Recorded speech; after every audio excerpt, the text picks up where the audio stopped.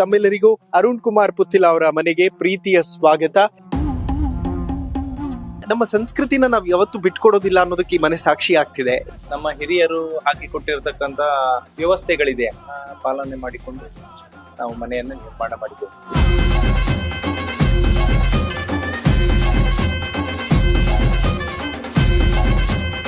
ಮನೆಯ ಒಳಗಡೆ ಎಲ್ಲಿಯೂ ಕೂಡ ಪುತ್ತೂರಿನ ಮಹಾಲಿಂಗೇಶ್ವರ ದೇವರ ಕಟ್ಟೆ ಇಲ್ಲ, ಒಂದೇ ಕಟ್ಟೆ ಇರುವಂತದ್ದು. ಇದು ಪ್ರತಿ ವರ್ಷ ಕೂಡ ಜಾತ್ರೆ ಆಗುತ್ತೆ ಮಹಾಲಿಂಗೇಶ್ವರ ದೇವಸ್ಥಾನದಲ್ಲಿ. ಕೊನೆಯ ದಿವಸ ಅವಭೃತ ಸ್ಥಾನಕ್ಕೆ ದೇವರು ಬರ್ತಾರೆ ಈ ಕಡೆ. ಪುತ್ತೂರ ಮುತ್ತು ಶ್ರೀ ಮಹಾಲಿಂಗೇಶ್ವರ ಹತ್ತೂರ ಭಕ್ತರ ಪಾಲಿಸು.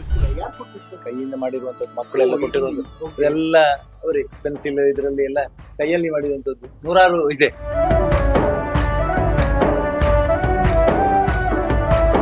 ಶಿವಾಜಿ ಅವರ ಅದ್ಭುತವಾದಂತಹ ಒಂದು ಪ್ರತಿಮೆ ಇದೆ.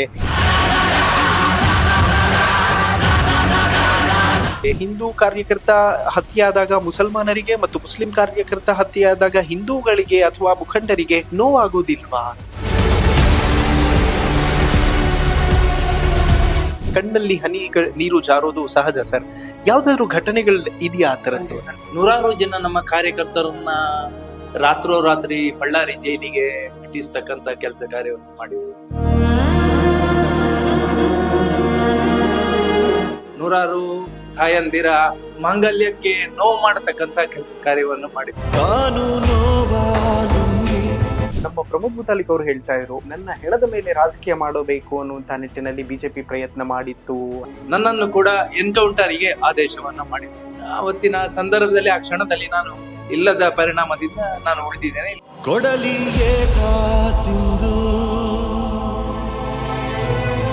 ಪುತ್ತಿಲ ಪರಿವಾರ ಈಗ್ಲೂ ಕೂಡ ಕಂಟಿನ್ಯೂ ಆಗ್ತಿದ್ಯಾ? ಸುಮಾರು 30 ರಿಂದ 50 ಲಕ್ಷ ರೂಪಾಯಿಯನ್ನ ಈ ಕ್ಷೇತ್ರದ ಜನರು ಮತದಾರರು ಕೊಟ್ಟು ನಮ್ಮ ಆ ಚುನಾವಣೆಗೆ ಶಕ್ತಿಯನ್ನ ಕೊಡತಕ್ಕಂತ ಮತ್ತು ನಮ್ಮ ಮರ್ಯಾದೆಯನ್ನ ಉಳಿಸತಕ್ಕಂತ ಕೆಲಸ ಕಾರ್ಯವನ್ನು ಮಾಡಿದ್ರು. ಅದು ಯಾವತ್ತು ಕೂಡ ನನ್ನ ಮನಸ್ಸಿನಲ್ಲಿ ಯಾವತ್ತು ಕೂಡ ನೆನಪಿನಲ್ಲಿದೆ.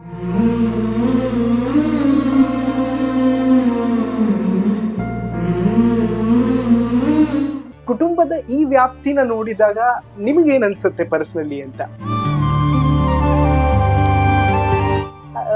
ಅದು ಅವರು ಹಾಗೆ ಅಲ್ಲ, ಹೊರಗೆ ಒಂದು 4 ಜನಕ್ಕೆ ಅವರಿಂದ ಒಳ್ಳೇದೇ ಆಗ್ತದಲ್ಲ, ಅದು ಒಳ್ಳೆ ಕೆಲಸ ಅಲ್ಲ.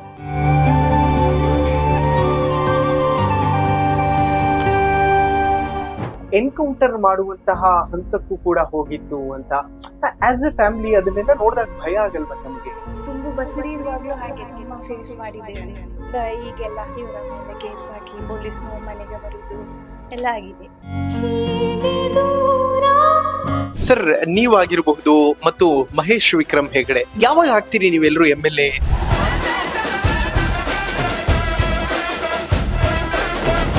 ಯಾಕೆ ಬಿಜೆಪಿ ಈ ರೀತಿ ಹಿಂದೂ ಫೈರ್ ಬ್ರ್ಯಾಂಡ್ ಗಳಿಗೆ ಕಟ್ಟಿ ಹಾಕುವ ಪ್ರಯತ್ನ ಮಾಡ್ತು?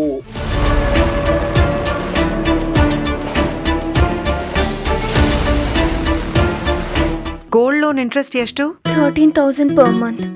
ಅಭಯನಲ್ಲಿ ಇವತ್ತಿನ ಗೋಲ್ಡ್ ಪ್ರೈಸ್ ಚೆಕ್ ಮಾಡಿದ್ಯಾ? ಇಲ್ಲ.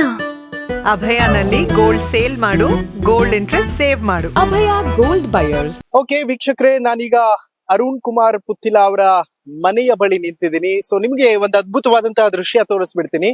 ಇದು ಅವರ ಮನೆಯ ಗೇಟ್ ನ ಒಳಗಡೆ ಎಂಟರ್ ಆಗುವಂತಹ ಸಂದರ್ಭದಲ್ಲೇ ಕೇಸರಿ ಧ್ವಜ. ಸೊ ಸಿಕ್ಕಾಪಟ್ಟೆ ಮಳೆ ಆಗ್ತಾ ಇದೆ, ಹಾಗಾಗಿ ಧ್ವಜ ಫುಲ್ ತೇವ ಆಗಿದೆ. ಇನ್ನುಳಿದ ಟೈಮಲ್ಲಿ ಯಾವಾಗ್ಲೂ ಕೂಡ ಕೇಸರಿ ಧ್ವಜ ಇಲ್ಲಿ ರಾರಾಜಿಸ್ತಾ ಇರುತ್ತೆ ಅನ್ನುವಂಥದ್ದನ್ನು ತೋರಿಸುವಂತ ಒಂದು ಸಣ್ಣ ಪ್ರಯತ್ನ. ಮತ್ತು ಬಾವಿ ಕೂಡ ಇದೆ.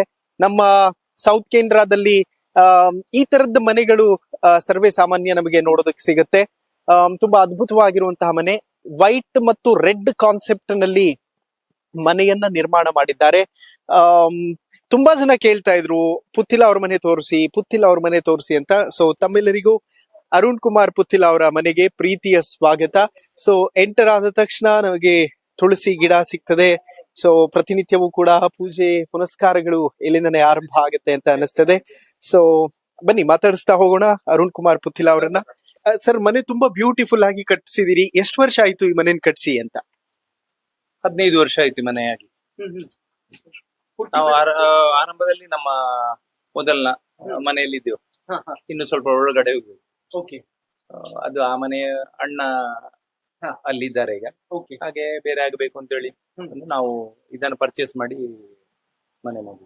ಓಕೆ ಸರ್, ಮನೆಯ ಹತ್ರ ಬಂದ ತಕ್ಷಣ ನನಗೆ ತುಂಬಾ ಖುಷಿ ಆಯ್ತು. ಕೇಸರಿ ಧ್ವಜ ಅಲ್ಲಿ ರಾರಾಜಿಸ್ತಾ ಇದೆ. ಮತ್ತೊಂದು ಕಡೆ ಒಂದು ನಮ್ಮ ಸಂಸ್ಕೃತಿನ ನಾವ್ ಯಾವತ್ತು ಬಿಟ್ಕೊಡೋದಿಲ್ಲ ಅನ್ನೋದಕ್ಕೆ ಈ ಮನೆ ಸಾಕ್ಷಿ ಆಗ್ತಿದೆ. ಸೊ ಹೇಗೆ ಪ್ಲಾನ್ ಮಾಡಿ ಕಟ್ಸಿದ್ರಿ ಅಂತ?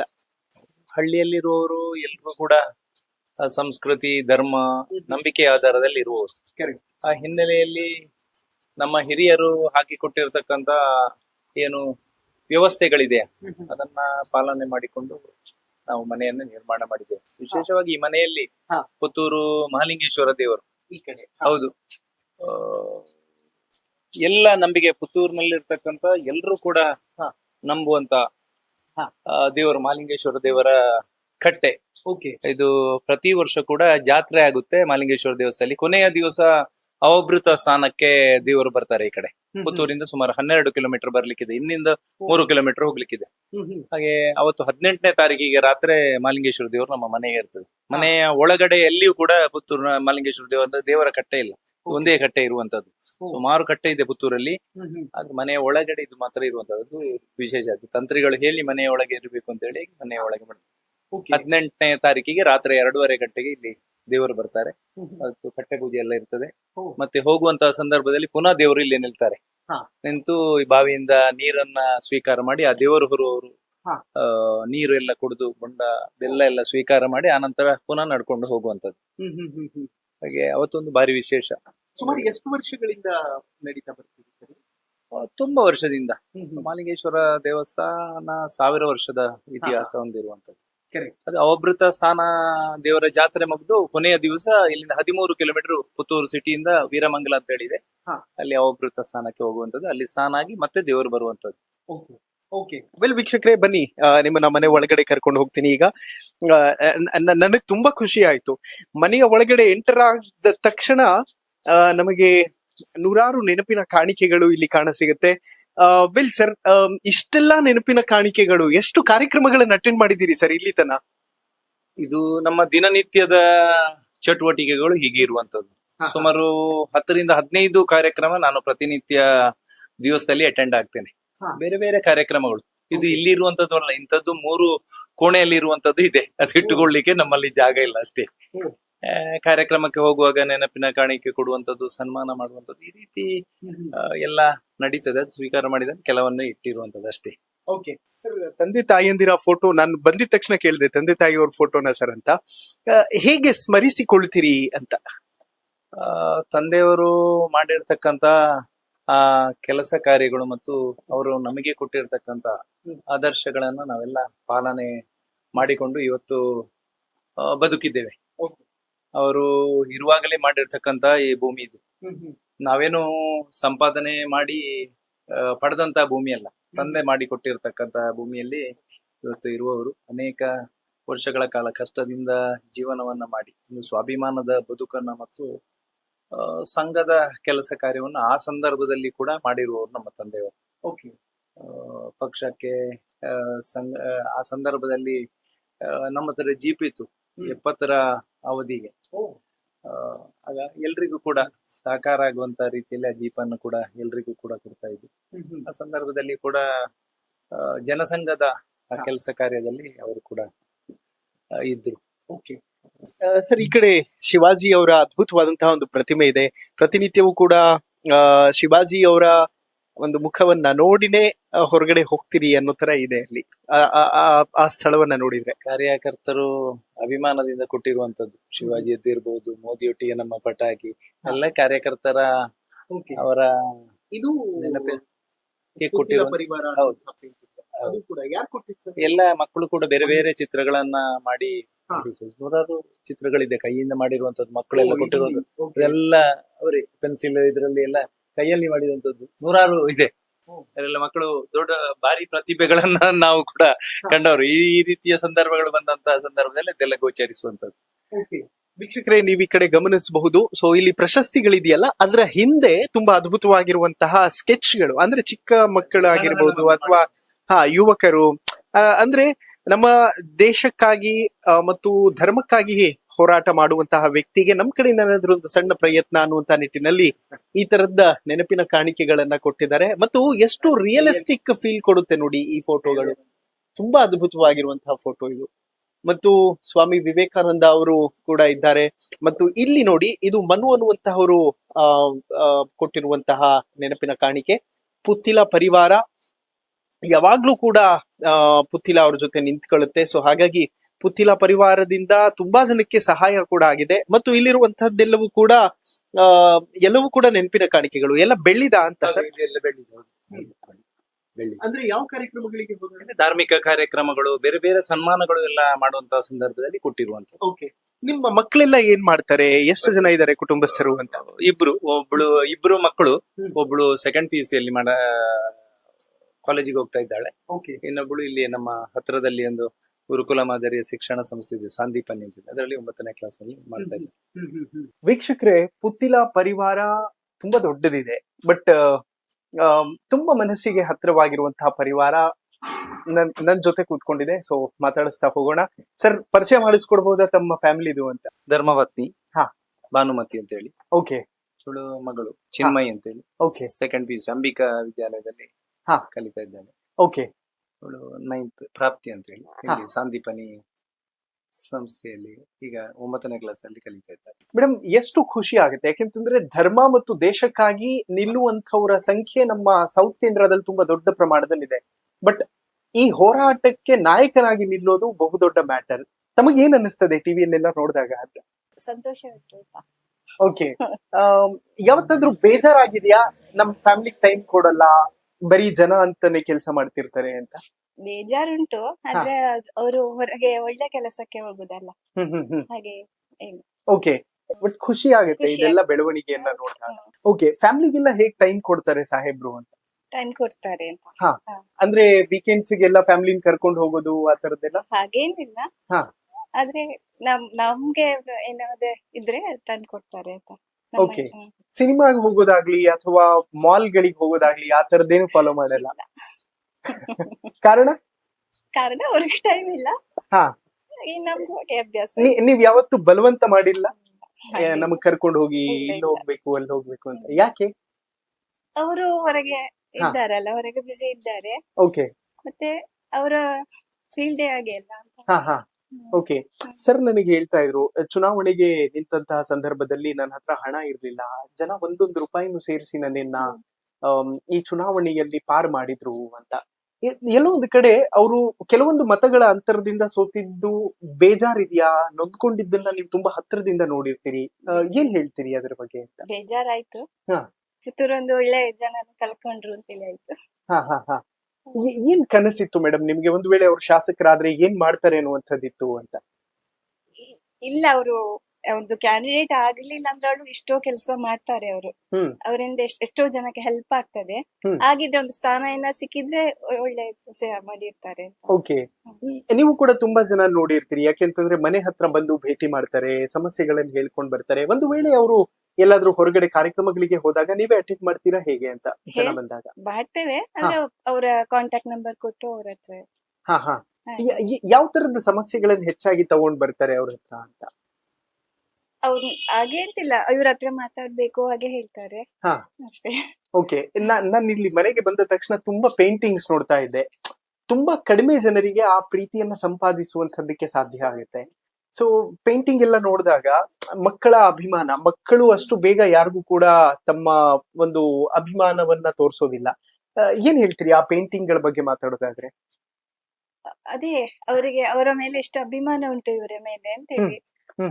ಹಾಗೆ ಮಕ್ಕಳಂತಿಲ್ಲ, ಎಷ್ಟು ಏಜ್ ವಯಸ್ಸು ಅಂತ ಎಲ್ಲಾ ಏಜಿನವರು ಅವ್ರ ಹತ್ರ ಒಳ್ಳೆ ಇದ್ರಲ್ಲಿ ಇರ್ತದೆ. ಓಕೆ. ನೀವ್ ಯಾವತ್ತೂ ಕೂಡ ಹೇಳಲಿಲ್ವಾ ರಾಜಕೀಯ ಎಲ್ಲ ಏನಕ್ ಬೇಕು, ಫ್ಯಾಮಿಲಿಗೆ ಟೈಮ್ ಕೊಡಿ, ಆರಾಮಾಗಿರೋಣ, ಒಂದೊಳ್ಳೆ ಮನೆ ಇದೆ, ನೆಮ್ಮದಿಯಾಗಿರೋಣ? ಹೇಳಿಲ್ಲ. ಅದು ಅವರು ಹಾಗೆ ಅಲ್ಲ, ಹೊರಗೆ ಒಂದ್ 4 ಜನಕ್ಕೆ ಅವರಿಂದ ಒಳ್ಳೇದೇ ಆಗ್ತದಲ್ಲ.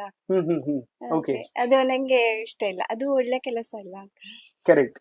ತುಂಬಾ ಜನಕ್ಕೆ ಸ್ಪೆಷಲಿ ಧರ್ಮ ಮತ್ತು ದೇಶದ ವಿಚಾರ ಬಂದಾಗ ಹೋರಾಟಗಳು ಮಾಡುವಂತಹ ಸಂದರ್ಭದಲ್ಲಿ ಥ್ರೆಟ್ಸ್ ಗಳು ಆ ತರದ್ದೆಲ್ಲ ಇರುತ್ತೆ.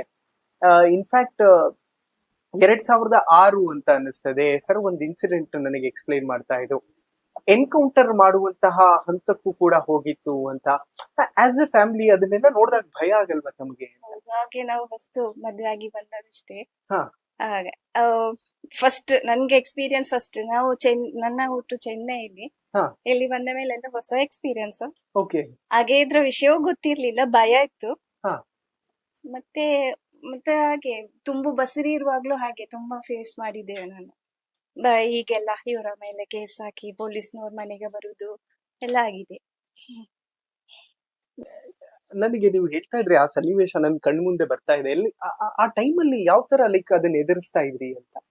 ದೇವರೇ ಧೈರ್ಯ ಕೊಟ್ರು ಅಂತ ಹೇಳ್ಬೇಕು. ಹಾ. ಫ್ಯಾಮಿಲಿ ಎಲ್ಲ ಜೊತೆಲಿ ನಿಲ್ತಿತ್ತ? ಎಲ್ಲರೂ ಎಲ್ಲ ಸಪೋರ್ಟ್ ಇದ್ರು, ಯಾರು ಎಲ್ಲ ಸಪೋರ್ಟ್. ಯಾವ ಪ್ರಕರಣಗಳಲ್ಲಿ ಲೈಕ್ ನೀವು ಹೇಳ್ತಾ ಇದ್ರಿ ಪೊಲೀಸರೆಲ್ಲ ಮನೆ ಹತ್ರ ಬರ್ತಾ ಇದ್ರು ಅಂತ? ಸುಳ್ಳು ಕೇಸುಗಳು ಮತ್ತೆ ಶನಿ ಪೂಜೆ ಇದೆ ಗಲಾಟೆ ಆಯ್ತಲ್ಲ, ಅದರ ಮೇಲೆ ಏನೋ ಅಂಗಡಿ ಬೆಂಕಿ ಹಾಕಿದ್ರು ಅಂತ ಹೇಳಿ ಅದೆಂತ ಬಂತಲ್ಲ, ತುಂಬಾ ಕೇಸ್ ಆಯ್ತಲ್ಲ ಅವರ ಮೇಲೆ. ಕಾಮನ್ ಆಯ್ತು, ಪೊಲೀಸ್ನವ್ರು ಬಂದು ಹಾಗೆ ಬಂದು ಇಲ್ಲಿ ಬಂದು ಒಂದೆರಡು ಸಿದ್ದು ಇತ್ತು ಇನ್ಸ್ಟೆನ್ಸ್. ಹಾಗೆ ನಾನು ಬಸರಿ ತುಂಬಾ ಬಸರಿ ಇದ್ದಿದ್ದೇನೆ, ಹಾಗೆ ಬಂದು ಅವ್ರು ಬಂದು ಕೇಳುದು ಇವರ ಬಗ್ಗೆ ಎಲ್ಲ. ಓಕೆ. ಆ ಕ್ಷಣಕ್ಕೆ ನೀವು ಹೇಳಿಲ್ವಾ ಯಾಕೆ ಬೇಕಿದೆಲ್ಲ ತಲೆನೋವು ಅಂತ? ಹೇಳಿಲ್ಲ. ಇಲ್ಲ ಅಂದ್ರೆ ಫಸ್ಟ್ ಒಂದೆರಡು ಸಲ ಹೇಳಿ, ಅದೇ ಆಕ್ಚುಲ ನಂಗೆ ಆಗ ವಿಷಯ ಗೊತ್ತಿರ್ಲಿಲ್ಲ ಇವರ ಬಗ್ಗೆ, ಮತ್ತೆ ಇಲ್ಲಿದೆ ಅಂತ ಗೊತ್ತಿರ್ಲಿಲ್ಲ. ಅದ್ರ ಮೇಲೆ ಗೊತ್ತಾಗಿದೆ ಎಲ್ಲ, ಅಭ್ಯಾಸ ಆಯ್ತು. ಆಮೇಲೆ ಅಭ್ಯಾಸ ಆಯ್ತು. ಬಟ್ ಫಸ್ಟ್ ಟೈಮ್ ನೋಡಿದಾಗ ಆ ಭಯ ಮತ್ತು ಒಂದು ಟೆನ್ಷನ್ ಇದ್ದೇ ಇರುತ್ತೆ ಎಂಥವ್ರಿಗಾದ್ರೂ ಕೂಡ. ಹೇಗೆ ಮನಸ್ಸಿಗೆ ಸಮಾಧಾನ ಮಾಡ್ಕೊಂಡ್ರಿ ಆ ಕ್ಷಣದಲ್ಲಿ ಅಂತ? ಮತ್ತೆ ದೇವ್ರ ಧೈರ್ಯ ಕೊಟ್ರು ಅಂತ ಹೇಳ್ಬೇಕಷ್ಟೇ, ಅದೇನೋ ಹೋಯ್ತು. ದೇಶ ಮತ್ತು ಧರ್ಮಕ್ಕಾಗಿ ಏನೇ ಮಾಡಿದ್ರು ಕುಟುಂಬ ಅವ್ರ ಜೊತೆ ನಿಲ್ಲುತ್ತೆ. ಇದ್ದಾರೆ, ಎಲ್ಲರೂ ಇದ್ದಾರೆ, ಎಲ್ಲರೂ ಒಟ್ಟಿಗೆ ಇದ್ದಾರೆ. ಓಕೆ.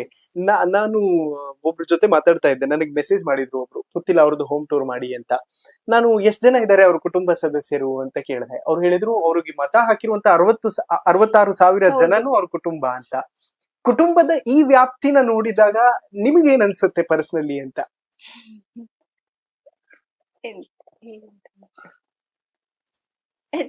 ಅವ್ರ ಮನೆಯ ಒಂದು ಮೆಂಬರ್ ಆಗಿ ಇವರನ್ನು ಇದ್ ಮಾಡ್ತಾರೆ ಅಂತ. ಇವ್ರು ಒಂದು ಮನೆಗೆ ಹೋದ್ರೆ ಈಗ ಬರುದು ರಾತ್ರಿ 2 ಗಂಟೆ, ಮೂಲ್ ಟೈಮ್ ಅಂದ್ರೆ ಅವ್ರು 2 ಗಂಟೆ 12 ಗಂಟೆ ಅಂತ ಹೇಳಿ ಎಲ್ಲರೂ ಅವರ ಮನೆ ಕಾರ್ಯಕ್ರಮಕ್ಕೆ ಹೇಳುದು. ಎಲ್ಲದೇ ವರ್ಡ್ಸ್ ಬರುದಿಲ್ಲ ಅಂತ. ಓಕೆ. ನೀವು ಮೂಲ ಚೆನ್ನೈ ಅವರು? ಚೆನ್ನೈ ಅಂದ್ರೆ ಇಲ್ಲಿ ಅವರು, ಅಪ್ಪ ಅಲ್ಲಿಗೆ ಹೋಗಿ ಸೆಟ್ಲ್ ಆಗಿ. ಓಕೆ. ನಿಮ್ಮಿಬ್ಬರದು ಅರೇಂಜ್ ಮ್ಯಾರೇಜ್? ಓಕೆ. ಮಕ್ಕಳ ಬಗ್ಗೆ ಏನ್ ಕನಸಿದೆ ನಿಮಗೆ ಅಂತ?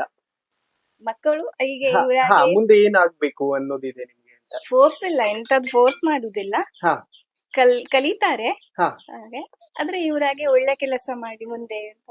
ಓಕೆ. ಇವ್ರು ರಾಜಕೀಯಕ್ಕೆ ಏನಾದ್ರು ಬರ್ಬೇಕು ಅನ್ನೋದಿದೆಯಾ ನಿಮ್ಗೆ? ರಾಜ್ಯಕ್ಕೆ ಅಂತ ಇಲ್ಲ, ನಂಗೆ ಈ ಸೋಷಿಯಲ್ ಸರ್ವಿಸ್ ಇಷ್ಟ. ಮತ್ತೆ ಇದು ದೇವಸ್ಥಾನ ಇದೆಲ್ಲ, ರಾಜ್ಯಕ್ಕೆ ಸೆಕೆಂಡ್. ಧರ್ಮ ಮತ್ತು ದೇಶಕ್ಕಾಗಿ ಹೋರಾಡ್ಲಿ. ಓಕೆ ಸರ್, ನಿಮಗೆ ನನ್ನ ಪ್ರಶ್ನೆ, ಕುಟುಂಬ ಒಂದು ಕ್ಷಣಕ್ಕೆ ವಿಚಲಿತ ಆಗಿ ಬಿಡುತ್ತೆ, ಯಾವ್ದಾದ್ರು ಒಂದು ಸಣ್ಣ ಘಟನೆ ಮನೆಯವ್ರನ್ನ ಡಿಸ್ಟರ್ಬ್ ಮಾಡ್ತಿದೆ ಅಂತಂದ್ರು, ಲೈಕ್ ಕುಟುಂಬದ ಸಪೋರ್ಟ್ ಯಾವ ತರ ಇದೆ ನಿಮಗೆ ಅಂತ? ನಮ್ಮ ಎಲ್ಲಾ ಕೆಲಸ ಕಾರ್ಯಗಳಿಗೂ ಕೂಡ ಸಪೋರ್ಟ್ ನಿಂತ ಕಾರಣಕ್ಕೆ ನಾವು ಈಗಾಗಲೇ ಸಾಮಾಜಿಕ ಕೆಲಸ ಕಾರ್ಯಗಳಲ್ಲಿ ಮುಂಚೂಣಿಯಲ್ಲಿ ನಿಂತಿರುವಂತದ್ದು. ಮನೆಯವರ ವಿರೋಧ ಯಾವಾಗಲೂ ಆಕ್ಷೇಪಗಳು ಇದ್ದರೆ ನಮಗೆ ಕೂಡ ಕೆಲಸ ಮಾಡ್ಲಿಕ್ಕೆ ಮಾನಸಿಕವಾಗಿ ಸಮಾಜದ ಜೊತೆ ನಿಲ್ಲಿಕ್ಕೆ ಕಷ್ಟ. ಹಿನ್ನೆಲೆಯಲ್ಲಿ ನಮಗೆ ಇದಕ್ಕೆ ಪ್ರೇರಣೆ ಮನೆಯವರು ಅಂತ ನಾನು ಅಂದುಕೊಂಡಿದ್ದೇನೆ. ಇಲ್ಲಾಂದ್ರೆ ಪ್ರತಿನಿತ್ಯ 2 ಗಂಟೆ ರಾತ್ರಿಯ 3 ಗಂಟೆ ಒಂದು ಸಲ ಬೆಳಿಗ್ಗೆ ಆದದ್ದುಂಟು. ಆದ್ರೆ ಯಾವ ಸಂದರ್ಭ ಬೆಳಿಗ್ಗೆ 5 ಗಂಟೆಯ ನಂತರ ಅದರಲ್ಲಿ ಅದ್ರ ಮನೆಯಿಂದ ಫೋನ್ ಬರ್ತದೆ, ಇಲ್ಲದ್ರೆ ನಿನಗೆ ಫೋನೇ ಬರುದಿಲ್ಲ, ನೀನ್ ಎಲ್ಲಿದ್ದಿ ಬರ್ತೀಯಾ ಇಲ್ವ ಅಂತ ಹೇಳಿ. ಅಷ್ಟು ಕಾನ್ಫಿಡೆನ್ಸ್ ಅವರಿಗೆ ಇತ್ತು. ಆದ ಕಾರಣ ನಮಗೆ ಕೆಲಸ ಮಾಡ್ಲಿಕ್ಕೆ ಸ್ವಲ್ಪ ಪ್ರೇರೇಪಣೆ ಸಿಕ್ಕಿತು ಮನೆಯವರಿಂದ. ಮನೆಯವರ ವಿರೋಧ ಯಾರ್ದು ಇರ್ಲಿಲ್ಲ, ನಮ್ಮ ಕುಟುಂಬದ ಎಲ್ಲರದ್ದು ಕೂಡ ಸಹಕಾರ ಕೊಟ್ಟಿರತಕ್ಕಂತ ಪರಿಣಾಮ ನಾವು ಈಗಾಗಲೇ ಸಮಾಜದಲ್ಲಿ ಕೆಲಸವನ್ನ ಮಾಡ್ತಾ ಇರುವಂತದ್ದು. ಓಕೆ ಸರ್, ಮೇಡಮ್ ಹೇಳ್ತಿದ್ರು ಪ್ರೆಗ್ನೆಂಟ್ ಇದ್ದಂತಹ ಸಂದರ್ಭದಲ್ಲಿ ಪೊಲೀಸರು ಮನೆ ಹತ್ರ ಬರ್ತಾ ಇದ್ರು, ಒಂದು ಕ್ಷಣ ಭಯ ಆಗ್ತಿತ್ತು ನನಗೆ. ಖಂಡಿತ ಆ ಸಂದರ್ಭದಲ್ಲಿ, ಅನೇಕ ಸಂದರ್ಭದಲ್ಲಿ, ಒಂದು ಬಾರಿ ಅಕ್ಷತಾ ಅನ್ನುವಂತ ಹುಡುಗಿಯನ್ನ ಮರ್ಡರ್ ಮಾಡಿದ್ರು. ಅದಕ್ಕೆ ಯಾವುದೇ ಸಂಘಟನೆಗಳಿಲ್ಲದೆ ಏಕಾಂಗಿಯಾಗಿ ನಾನು ಪುತ್ತೂರಿಗೆ ಬಂದು ಕೊಟ್ಟು 100% ಬಂದಾಗಿದ್ರೆ 100% ಸಕ್ಸಸ್ ಆದಂತ ಇತಿಹಾಸ ಇದ್ರೆ ಅಕ್ಷತಾ ಕೊಲೆ ಪ್ರಕರಣದಲ್ಲಿ ಮಾತ್ರ ಪುತ್ತೂರಲ್ಲಿ. ನಾವಾಗ ಯಾವುದೇ ಸಂಘಟನೆಯಲ್ಲಿ ಇರ್ಲಿಲ್ಲ. ಓಕೆ. ಅದಕ್ಕೆ ಯಾರು ಇದನ್ನ ವಿರೋಧಿಸಿ ಕರೆ ಕೊಡ್ಲಿಲ್ಲ ಅನ್ನೋ ಕಾರಣಕ್ಕೆ ನಾವು ಕರೆಯನ್ನು ಕೊಟ್ಟೆವು. ಆ ಸಂದರ್ಭದಲ್ಲಿ 100% ಪುತ್ತೂರು ಬಂದಾಗಿದೆ. ಆ ಸಂದರ್ಭದಲ್ಲಿ ಸುಮಾರು 8 ಕೇಸ್ ನನ್ನ ಮೇಲೆ ಮಾಡಿದ್ರು. ಎರಡನೇ ಶನಿ ಪೂಜೆಯ ಸಂದರ್ಭದಲ್ಲಿ ಒಂದು 8-10 ಕೇಸ್ ಮಾಡಿದ್ರು. 36-37 ಪ್ರಕರಣಗಳನ್ನ ನನ್ನ ಮೇಲೆ ದಾಖಲು ಮಾಡಿದ್ರು, ಬೇರೆ ಬೇರೆ ವಿಚಾರಕ್ಕೋಸ್ಕರ. ಅದು ದನ ಹಿಡಿಯುವಂತದ್ದು ಇರ್ಬೋದು, ಸಾಮಾಜಿಕ ವ್ಯವಸ್ಥೆಯ ಸಂದರ್ಭದಲ್ಲಿ. ಆ ಸಂದರ್ಭದಲ್ಲಿ ಮತ್ತೆ ಸರ್ಕಾರದ ವಿರುದ್ಧ ಕೆಲಸ ಮಾಡತಕ್ಕಂತ ಸಂದರ್ಭದಲ್ಲಿ ಇಲಾಖೆಗಳು ಈ ರೀತಿಯ ಟಾರ್ಚರ್ ಕೊಡುವಂತದ್ದು ಸ್ವಾಭಾವಿಕ. ಶನಿ ಪೂಜೆಯ ಸಂದರ್ಭದಲ್ಲಿ ನಮ್ದು ಮನೆಯ ಕೆಲಸ ಆಗ್ತಿತ್ತು. JCB ಡ್ರೈವರ್ಸ್, ಮತ್ತೆ ಹಿಟಾಚಿ ಡ್ರೈವರ್ಸ್, ಮತ್ತೆ ಲಾರಿ ಡ್ರೈವರ್ಸ್ ನಮ್ಮೊಟ್ಟಿಗೆ ಯಾರಿದ್ದಾರೆ ಎಲ್ಲರನ್ನು ಅರೆಸ್ಟ್ ಮಾಡಿ ಜೈಲಿಗೆ ಕಳಿಸುವಂತ ವ್ಯವಸ್ಥೆ ಮಾಡಿದ್ರು. ಆ ಸಂದರ್ಭದಲ್ಲಿ ನಮ್ಮ ಅಣ್ಣ ಕಾಂಟ್ರಾಕ್ಟ್ ಕೆಲಸ ಮಾಡ್ತಾ ಇದ್ರು, ಅವರನ್ನು ಸಮೇತ ಬಂಧನ ಮಾಡಿ ನನ್ನನ್ನು ಎಲ್ಲಿವರೆಗೆ ಅಂದ್ರೆ ಎನ್ಕೌಂಟರ್ಗೆ ಮೈಸೂರಿನಿಂದ ಬೆಂಗಳೂರಿಗೆ ನಮ್ಮ ಸಂಬಂಧಿಕರು ಎಲ್ಲರನ್ನು ಕೂಡ ಕೊಂಡೋಗಿ ಸ್ಟೇಷನ್ ಅಲ್ಲಿ ಕೂತೋಡಿಸಿದ್ದಾರೆ ಶನಿ ಪೂಜೆಯ ಸಂದರ್ಭದಲ್ಲಿ. ನಾನು ಅಲ್ಲಿ ಇದ್ದೇನೆ ಅನ್ನೋದಕ್ಕೆ ಅವರು ಬಾಯಿ ಬಿಡ್ಲಿಲ್ಲ ಅಂತ ಹೇಳುದಕ್ಕೆ ಮೈಸೂರಿನಲ್ಲಿ ನಮ್ಮ ಅಕ್ಕಂದಿರಿದ್ರು, ಭಾವಂದಿರಿದ್ರು, ಬೆಂಗಳೂರಿನಲ್ಲಿ ಸಂಬಂಧಿಕರು ಎಲ್ಲರನ್ನು ಕೂಡ ಕೊಂಡೋಗಿ ಸ್ಟೇಷನ್ ಅಲ್ಲಿ ಕೂತೋಡಿಸಿದ್ದಾರೆ. ನಾನು ಅವತ್ತು ಸಿಗದ ಪರಿಣಾಮ ನಾನು ಇವತ್ತಿದ್ದೇನೆ. ಇಲ್ಲದಿದ್ರೆ ದೇವಸ್ಥಾನದ ಗದ್ದೆಯಲ್ಲಿ ಎನ್ಕೌಂಟರ್ ಮಾಡ್ತಾ ಇದ್ರು. ರಾಜಕೀಯ ಪ್ರೇರಿತವಾಗಿ ಯಾವುದೆಲ್ಲ ಮಾಡಬಹುದು ಅನ್ನೋದನ್ನ ಆ ಸಂದರ್ಭದಲ್ಲಿ ಸಾಬೀತು ಮಾಡಿದ್ದಾರೆ ರಾಜಕಾರಣಿಗಳು. ಕೇವಲ ಕೊನೆಯ ಸಂದರ್ಭದಲ್ಲಿ ನಾವು ಶೋಭಾಯಾತ್ರೆಗೆ ಪರ್ಮಿಷನ್ ತಗೊಳ್ಳಿಲ್ಲ ಅನ್ನೋ ಕಾರಣಕ್ಕೋಸ್ಕರ 6:30 ಗಂಟೆಗೆ ಭಜನೆ ನಿರತರ ಮೇಲೆ ಲಾಠಿ ಚಾರ್ಜ್ ಮಾಡಿರುವಂತದ್ದು. ಲಕ್ಷಾಂತರ ರೂಪಾಯಿ ಇತ್ತಲ್ಲಿ ಶನಿ ಪೂಜೆಗೆ ಬಂದಿರುವಂತದ್ದು. ಸುಮಾರು 50,000 ಜನ ಬಂದಿದ್ದಾರೆ. ಸುಮಾರು 28,000 ಪೂಜೆ ಆಗಿದೆ. ಶನಿ ಪೂಜೆ ವಿಗ್ರಹ ಸಮೇತ ಅಲ್ಲಿ ಬಿಟ್ಟು ಎಲ್ಲರೂ ಓಡಿದ್ದೆ. ಅನೇಕ ಜನರು ಆ ಓಡುವ ಇದರಲ್ಲಿ ಮಾಂಗಲ್ಯವನ್ನು ಕಳ್ಕೊಂಡಿದ್ದಾರೆ. ಭಾರಿ ಜನರಿಗೆ ಪೆಟ್ಟಾಗಿದೆ. ಇಲ್ಲಿವರೆಗೆ ಓಡಿಸಿಕೊಂಡು ಬಂದು ಹೊಡೆದಿದ್ದಾರೆ. ನಮ್ಮ ನರಿಮುಗುರ್ನವರೆಗೆ 8-10 ಕಿಲೋಮೀಟರ್ ಅಲ್ಲಿವರೆಗೆ ಗ್ರಜ್ಜಿತ್ತು. ಇಡೀ ಪೊಲೀಸ್ ಒಂದು 4-5 ಬಸ್ ಅನ್ನು ಹಾಕಿ ಅದು ಅವರು ಪೂರ್ವ ಯೋಜಿತವಾಗಿ ಇದನ್ನು ಮಾಡಿದ್ರು. ನಮಗೆ ಯಾವುದು ಗೊತ್ತಿರ್ಲಿಲ್ಲ. ನಮಗೆ ಕಾರ್ಯಕ್ರಮ ಆಗಬೇಕು ಅನ್ನುವಂಥದ್ದು ಒಂದು ಬಿಟ್ರೆ ಅದು ಇತಿಹಾಸ. ಸಾರ್ವಜನಿಕ ಕಾರ್ಯಕ್ರಮದಲ್ಲಿ ಒಂದು ಪೂಜೆಯಲ್ಲಿ 50,000 ಜನ ಸೇರಿಸುವಂತದ್ದು ಇತಿಹಾಸ. ಅದು ಇಷ್ಟರವರೆಗೆ ಆಗ್ಲಿಯೂ ಇಲ್ಲ, ಇನ್ನೂ ಆಗ್ಲಿಕ್ಕೆ ಇಲ್ಲ. ಆದ್ರೆ ಅದರಲ್ಲಿ ಒಂದು ಈ ದುರ್ಘಟನೆ ನಡೆದೋಯ್ತು. ಅದು ತುಂಬಾ ನೋವಾಗಿದೆ. ಓಕೆ ಸರ್, ಬಿಜೆಪಿಯಲ್ಲಿರುವಂತಹ ಕೆಲವು ನಾಯಕರ ಬಗ್ಗೆ ಆಕ್ರೋಶ ಇದ್ದೇ ಇರುತ್ತೆ. ಯಾಕೆಂತಂದ್ರೆ ಅಧಿಕಾರದ ಆಸೆಗಾಗಿ ಮೂಲ ತತ್ವ ಸಿದ್ಧಾಂತಗಳನ್ನು ಬದಿಗಿಡುವಂತಹ ಸನ್ನಿವೇಶಗಳನ್ನು ಕೂಡ ನೀವು ನೋಡಿರ್ತೀರಿ. ಆ ವಿಚಾರದಲ್ಲಿ ನೋವಿದೆಯಾ ನಿಮ್ಗೆ? ಖಂಡಿತ ನೋವಿದೆ. ತತ್ವ ಸಿದ್ಧಾಂತ ಆದರ್ಶಗಳ ವ್ಯವಸ್ಥೆಯಲ್ಲಿ ಪಕ್ಷ ಬೆಳೆದಿರುವಂತದ್ದು, ಸಂಘ ಪರಿವಾರ ಬೆಳೆದಿರುವಂತದ್ದು. ಅಧಿಕಾರಕ್ಕೋಸ್ಕರ ಇವೆಲ್ಲವನ್ನ ಬಿಡ್ತಾರಂತ ಹೇಳಿ ಆದರೆ ನಾವು ಇನ್ನೊಂದು ಪಕ್ಷದ ಬಗ್ಗೆ ಮಾತನಾಡುವಂತ ನೈತಿಕತೆ ನಮ್ಗೆ ಇರುವುದಿಲ್ಲ. ಆ ಹಿನ್ನೆಲೆಯಲ್ಲಿ ಅದು ಆ ರೀತಿಯ ವ್ಯವಸ್ಥೆ ಮಾಡಿರುವಂತದ್ದು ಅದು ಅಕ್ಷಮ್ಯ ಅಪರಾಧ ಅಂತ ನಾನು ಭಾವಿಸಿದ್ದೇನೆ. ಅದಕ್ಕೋಸ್ಕರ ಅದಕ್ಕೆ ದೇವರೇ ಶಾಸ್ತಿಯನ್ನು ಕೊಟ್ಟಿದ್ದಾರೆ. ಅಂತದ್ದು ಯಾರು ಕೂಡ ಮಾಡಬಾರದು ಅನ್ನುವಂಥದ್ದು ನನ್ನ ಆಶಯ ಇದೆ. ಏನೇನಿಲ್ಲ, ಯಾವುದು ಕಾರ್ಯಕ್ರಮ ಈ ರೀತಿ ಆಗುವಾಗ ರಾಜಕಾರಣಕ್ಕೋಸ್ಕರ ಒಂದು ಎನ್ಕೌಂಟರ್ ಅಥವಾ ಬೇರೆ ಬೇರೆ ರೀತಿಯ ವ್ಯವಸ್ಥೆಗಳು ಮಾಡ್ತಾರೆ ಅಂತ ಹೇಳಿ ಆದರೆ ಯಾರು ಮಾಡಿಸಿದ್ರು ಸರ್ ಆ ಸಂದರ್ಭದಲ್ಲಿ? ನಮ್ಮದೇ ಪಕ್ಷದವರು ಇದ್ರು, ನಮ್ಮದೇ ಅಧಿಕಾರ ಇತ್ತು. ಮುಂದಿನ ದಿವಸಗಳಲ್ಲಿ ನಮಗೆ ಒಂದು ಇನ್ನೊಬ್ಬ ನಾಯಕ ಇಲ್ಲಿ ನಮ್ಗೆ ಕೌಂಟರ್ ಆಗಿ ಬರ್ತಾರೆ ಅಂತಕ್ಕಂಥ ಒಂದೇ ಒಂದು ಯೋಚನೆಯ ನಡುವೆ ಈ ರೀತಿಯ ಬೆಳವಣಿಗೆಗಳು ನಡೆದಿರುವಂತದ್ದು. ಓಕೆ, ಅಂದ್ರೆ ಈ ತರದ್ದಾಗುತ್ತಾ ಅಂತ ಪಕ್ಷಗಳಲ್ಲಿ? ಖಂಡಿತ ಅಧಿಕಾರಕ್ಕೋಸ್ಕರ ಆಗಿದೆ. ಆಗುತ್ತಾ ಅಂತ ಪ್ರಶ್ನೆ ನನ್ನಲ್ಲಿತ್ತು. ಈ ರೀತಿ ಇದೆಲ್ಲ ವ್ಯವಸ್ಥೆಗಳು ನಡೆಯುತ್ತಾ ಅಂತ. ನಾನು ಎಲ್ಲವನ್ನ ಅನುಭವಿಸಿದ್ದೇನೆ. ಯಾವುದೆಲ್ಲ ಆಗಬಾರದು ಇತ್ತ ಅದೆಲ್ಲವೂ ನನ್ನ ಜೀವನದಲ್ಲಿ ನಡೆದೋಗಿದೆ. ಆ ಹಿನ್ನೆಲೆ ನಾನು ಅನುಭವಿಸ್ಲಿಕ್ಕೆ ಇನ್ಯಾವುದೂ ಇಲ್ಲ. 136 ಕೇಸುಗಳು ಎಲ್ಲ ಮುಗೀತಾ ಬಂತು. ಈಗ ಮೊನ್ನೆದರಲ್ಲಿ ನಮ್ಮ ಮಂಗಳೂರಿನಲ್ಲಿ ನಡೆದಿರ್ತಕ್ಕಂಥ ಹತ್ಯೆಯಲ್ಲಿ 1-2 ಕೇಸು ಹಾಕಿದ್ದಾರೆ. ಬಾಕಿ ಎಲ್ಲ ಕೇಸುಗಳು ಬಿದ್ದೋಗಿದೆ. ನಮಗೆ ಯಾವುದರಲ್ಲಿ ಕೂಡ ಶಿಕ್ಷೆ ಅನ್ನುವಂಥದ್ದು ಆಗ್ಲಿಲ್ಲ. ಎಲ್ಲ ಸುಳ್ಳು ಆಪಾದನೆಗಳನ್ನ ಮಾಡಿ ರಾಜಕೀಯ ಪ್ರೇರಿತವಾಗಿ ಕೇಸನ್ನ ಹಾಕಿರುವಂತದ್ದು. ನ್ಯಾಯ ಸಿಕ್ಕಿದೆ, ನಮ್ಗೆ ತೊಂದರೆ ಇಲ್ಲ. ಓಕೆ ಸರ್, ನನಗೆ ನೀವು ಹೇಳ್ತಾ ಇದ್ರಿ ಇಲ್ಲಿಂದನೇ ಸದಾನಂದ ಗೌಡರನ್ನ ಮೆರವಣಿಗೆ ಮಾಡಿದ್ವಿ. ಆರಂಭದ ಚುನಾವಣೆಯ ಸಂದರ್ಭದಲ್ಲಿ ಭಾರತೀಯ ಜನತಾ ಪಕ್ಷದಲ್ಲಿ ಮುಂಚೂಣಿಯಲ್ಲಿ ನಿಂತು ತಳಮಟ್ಟದಲ್ಲಿ ಕಾರ್ಯಕರ್ತನಾಗಿ ಕೆಲಸ ಮಾಡಿದವರು ನಾವೆಲ್ಲ ಇದ್ದೇವೆ. ನಮ್ಮ ಅಣ್ಣ ಭಾಸ್ಕರಾಚಾರ್ ಅಂತ ಹೇಳಿದ್ರು. ಅವರು ಆಗ ಮುಂಚೂಣಿಯಲ್ಲಿ ಭಾರತೀಯ ಜನತಾ ಪಕ್ಷದ ಎಲ್ಲ ವ್ಯವಸ್ಥೆಗಳಲ್ಲಿ ಮುಂಚೂಣಿಯಲ್ಲಿ ನಿಂತವರು. ಅವರ ನೇತೃತ್ವದಲ್ಲಿ ನಾವೆಲ್ಲ ಕೆಲಸ ಕಾರ್ಯವನ್ನು ಮಾಡಿದ್ದೇವೆ. ಪ್ರಥಮ ಚುನಾವಣೆಯಲ್ಲಿ ಅವರು ಗೆದ್ದಿರುವಂತಹ ಚುನಾವಣೆಯಲ್ಲಿ ನಮಗೆ ಇಲ್ಲಿ ಸಣ್ಣದಾಗಿರ್ತಕ್ಕಂಥ ಒಂದು ಪ್ರೊವಿಷನಲ್ ಸ್ಟೋರ್ ಇತ್ತು, ಜನಸಿ ಅಂಗಡಿ. ಅವರು ಅಲ್ಲಿಂದ ಮಂಗಳೂರಿನಲ್ಲಿ ಚುನಾವಣಾ ಮತ ಎಣಿಕೆ ನಡೆದು ಆರಂಭದ ಮೆರವಣಿಗೆ ಆಗಿರುವಂತದ್ದೇ ಇಲ್ಲಿಂದ ನಾವೇ ಹೆಗಲು ಕೊಟ್ಟವರು. ಆದ್ರೆ ಆ ಕಾಲ ಸನ್ನಿವೇಶ ಎಲ್ಲವೂ ಅವರು ಎಲ್ಲವನ್ನ ಮರೆತು ಬಿಟ್ರು. ಅದು ನಮ್ಗೆ ನೋವಿದೆ. ಓಕೆ ಸರ್, ಈ ಭಾಗ ಅನೇಕ ಜನರಿಗೆ ತುಂಬಾ ನಿರೀಕ್ಷೆಗಳನ್ನು ಇಟ್ಕೊಂಡು ಅವಕಾಶಗಳನ್ನು ಕೊಟ್ಟಿದ್ದಾರೆ ಇಲ್ಲಿನ ಜನ. ಕಟೀಲ್ ಅವರಾಗಿರಬಹುದು, ಮತ್ತು ನಮ್ಮ ಈ ಕಡೆ ಶೋಭಾ ಕರಂದ್ಲಾಜೆ ಅವರಾಗಿರಬಹುದು, ಆಮೇಲೆ ಸದಾನಂದ ಗೌಡ್ರ ಆಗಿರಬಹುದು. ಎಲ್ಲೋ ಒಂದು ಕಡೆ ತಾವು ಅಂದುಕೊಂಡಿದ್ದನ್ನ ಈಡೇರಿಸಿಲ್ಲ ಅನ್ನುವಂತ ಆಕ್ರೋಶ ಇಲ್ಲಿನ ಜನಕ್ಕೆ ಇದೆಯಾ? ಖಂಡಿತ. ನೋಡಿ, ಒಂದು ಪಕ್ಷದ ಮೇಲೆ ನಮಗೆ ಈಗ ಕೂಡ ಅಭಿಮಾನ ಗೌರವ ಇರುವಂತದ್ದು. ಒಬ್ಬ ಸಾಮಾನ್ಯ ಕಾರ್ಯಕರ್ತರನ್ನ ಎಲ್ಲಿವರೆಗೆ ಕೊಂಡೋಗಬಹುದು ಅನ್ನೋದಕ್ಕೆ ಒಂದು ರಾಜಕಾರಣದಲ್ಲಿ ವ್ಯವಸ್ಥೆ ಇದ್ರೆ ಅದು ಭಾರತೀಯ ಜನತಾ ಪಕ್ಷದಲ್ಲಿ ಮಾತ್ರ. ಅದು ಸುಳ್ಯದಿಂದ ಹೋಗಿರ್ತಕ್ಕಂತ ಡಿ.ವಿ. ಸದಾನಂದ ಗೌಡ ಇರಬಹುದು, ಅಥವಾ ಸವಣೂರಿನಿಂದ ಸುಳ್ಯ ಕ್ಷೇತ್ರದಿಂದ ಹೋಗಿರ್ತಕ್ಕಂತ ನಳಿನ್ ಕುಮಾರ್ ಕಟೀಲ್ ಇರಬಹುದು, ಅಥವಾ ಇವತ್ತು ರಾಜಕಾರಣದಲ್ಲಿ ಅತ್ಯಂತ ಹೆಸರನ್ನ ಗಳಿಸಿರ್ತಕ್ಕಂತ ಶೋಭಾ ಕರಂದ್ಲಾಜೆ ಇರಬಹುದು. ಅವರೆಲ್ಲರೂ ಕೂಡ ನಮ್ಮ ಆಸುಪಾಸಿನಲ್ಲಿ ಇರಬಹುದು. ಒಂದು ಪಕ್ಷದಲ್ಲಿ ಅತ್ಯಂತ ಸಕ್ರಿಯರಾಗಿ ಕ್ರಿಯಾಶೀಲರಾಗಿ ಕೆಲಸ ಮಾಡಿದಾಗ ಯಾವ ಹಂತಕ್ಕೆ ಹೋಗಬಹುದು ಅನ್ನೋದನ್ನ ಪಕ್ಷ ತೋರಿಸಿಕೊಟ್ಟಿದೆ. ಅದಕ್ಕೋಸ್ಕರ ನಮಗೆ ಇವತ್ತು ಕೂಡ ಪಕ್ಷದ ಮೇಲೆ ಗೌರವ, ಸಂಘಟನೆ ಮೇಲೆ ವಿಶ್ವಾಸ ಇದೆಲ್ಲ ಇರುವಂತದ್ದು. ಆದ್ರೆ ಕೆಲವೊಂದು ಸಂದರ್ಭದಲ್ಲಿ ನೋವು ತಂದಿರತಕ್ಕಂತ ಘಟನೆ ಕೂಡ ನಡೆದಿರುವಂತದ್ದು ಸ್ವಲ್ಪ ಮಟ್ಟಿನ ನಮಗೆ ಮಾನಸಿಕವಾಗಿ ಹಿಂಸೆ ಆಗಿದೆ. ಅದು ಯಾತಕ್ಕೋಸ್ಕರ ಹೇಗೆ ಆಯ್ತು ಅನ್ನುವಂಥದ್ದನ್ನ ಮತ್ತೆ ಪ್ರಶ್ನಿಸತಕ್ಕಂತ ಮತ್ತು ವಿಶ್ಲೇಷಣೆ ಮಾಡತಕ್ಕಂತ ವ್ಯವಸ್ಥೆ ನಮ್ಮಂತವರು ಮಾಡುವಂತದ್ದು ಅಲ್ಲ. ಆ ಹಿನ್ನೆಲೆಯಲ್ಲಿ ಎಲ್ಲರೂ ಗಮನಿಸ್ತಾರೆ, ಮತ್ತು ಸಂಘದ ಹಿರಿಯರು ಎಲ್ಲರೂ ಕೂಡ ಯೋಚನೆ ಮಾಡಿ ಈ ರೀತಿಯ ತಪ್ಪುಗಳು ಮುಂದಿನ ದಿವಸದಲ್ಲಿ ಆಗದಾಗೆ ಹೆಜ್ಜೆ ಇಡ್ತಾರೆ ಅಂತಕ್ಕಂತ ವಿಶ್ವಾಸದ ಜೊತೆಗೆ ಎಲ್ಲ ಕಾರ್ಯಕರ್ತರು ಇವತ್ತು ಇರುವಂತದ್ದು. ಓಕೆ ಸರ್, ನಮ್ಮ ಪ್ರಮೋದ್ ಮುತಾಲಿಕ್ ಅವರು ಹೇಳ್ತಾ ಇದ್ರು, ನನಗೆ ಇದ್ದಂತಹ ಗನ್ ಲೈಸೆನ್ಸ್ ನ ಕ್ಯಾನ್ಸಲ್ ಮಾಡಿ ನನ್ನ ಹೆಣದ ಮೇಲೆ ರಾಜಕೀಯ ಮಾಡಬೇಕು ಅನ್ನುವಂತಹ ನಿಟ್ಟಿನಲ್ಲಿ ಬಿಜೆಪಿ ಪ್ರಯತ್ನ ಮಾಡಿತ್ತು ಅಂತ ಹೇಳ್ತಾ ಇದ್ರು. ಇನ್ನೊಬ್ರು ಶ್ರೇಯಸ್ ಗೌಡ ಅಂತ ಅನ್ಸ್ತದೆ. ಸೊ ಅವ್ರಿಗೆ ಸಿಕ್ಕಂತಹ ಗನ್ ಲೈಸೆನ್ಸ್ ಕೂಡ ಕ್ಯಾನ್ಸಲ್ ಮಾಡುವಂತಹ ಪ್ರಯತ್ನಗಳಾಯ್ತು ಅಂತ. ನಿಮ್ಗೆ ಏನಾದ್ರು ಥ್ರೆಟ್ಸ್ ಗಳಿದೆಯಾ, ಅಥವಾ ಗನ್ ಲೈಸೆನ್ಸ್ ಇದೆಯಾ ನಿಮ್ಮ ಹತ್ರ? ನಮಗೂ ಕೊಡ್ಲಿಲ್ಲ. ನಾವು ಕೂಡ ಒಂದೆರಡು ಬಾರಿ ಅಪೇಕ್ಷೆಯನ್ನ ಪಟ್ಟಿದ್ದೆವು. ಸಂಘಟನೆಯಲ್ಲಿ ಇರುವಾಗ ಈ ರೀತಿಯ ಕೆಲಸ ಕಾರ್ಯವನ್ನ ಮಾಡುವಂತ ಸಂದರ್ಭದಲ್ಲಿ ಈ ರೀತಿಯ ಘಟನೆಗಳು ನಡೆಯುವಂತದ್ದು ನಮ್ಮ ಕಣ್ಣ ಮುಂದೆ ಕಾಣ್ತದೆ. ಪ್ರಮೋದ್ ಮುತಾಲಿಕ್ ಕೂಡ ಬಜರಂಗ ದಳದಲ್ಲಿ ಇರತಕ್ಕಂತ ಸಂದರ್ಭದಲ್ಲಿ ನಾನು ಕೂಡ ಅವರ ಜೊತೆಗೆ ಕೆಲಸವನ್ನು ಮಾಡಿದವ. ರಾಜಕಾರಣದಲ್ಲಿ ಯಾವ ಹಂತಕ್ಕೆ ಮುಟ್ತದೆ, ಅವರು ಕೂಡ ರಾಜಕಾರಣದಲ್ಲಿ ತೊಡಗಿಸಿಕೊಂಡಾಗ ಈ ರೀತಿಯ ಬೆಳವಣಿಗೆಗಳು ನಡೆದಿರುವಂತದ್ದು.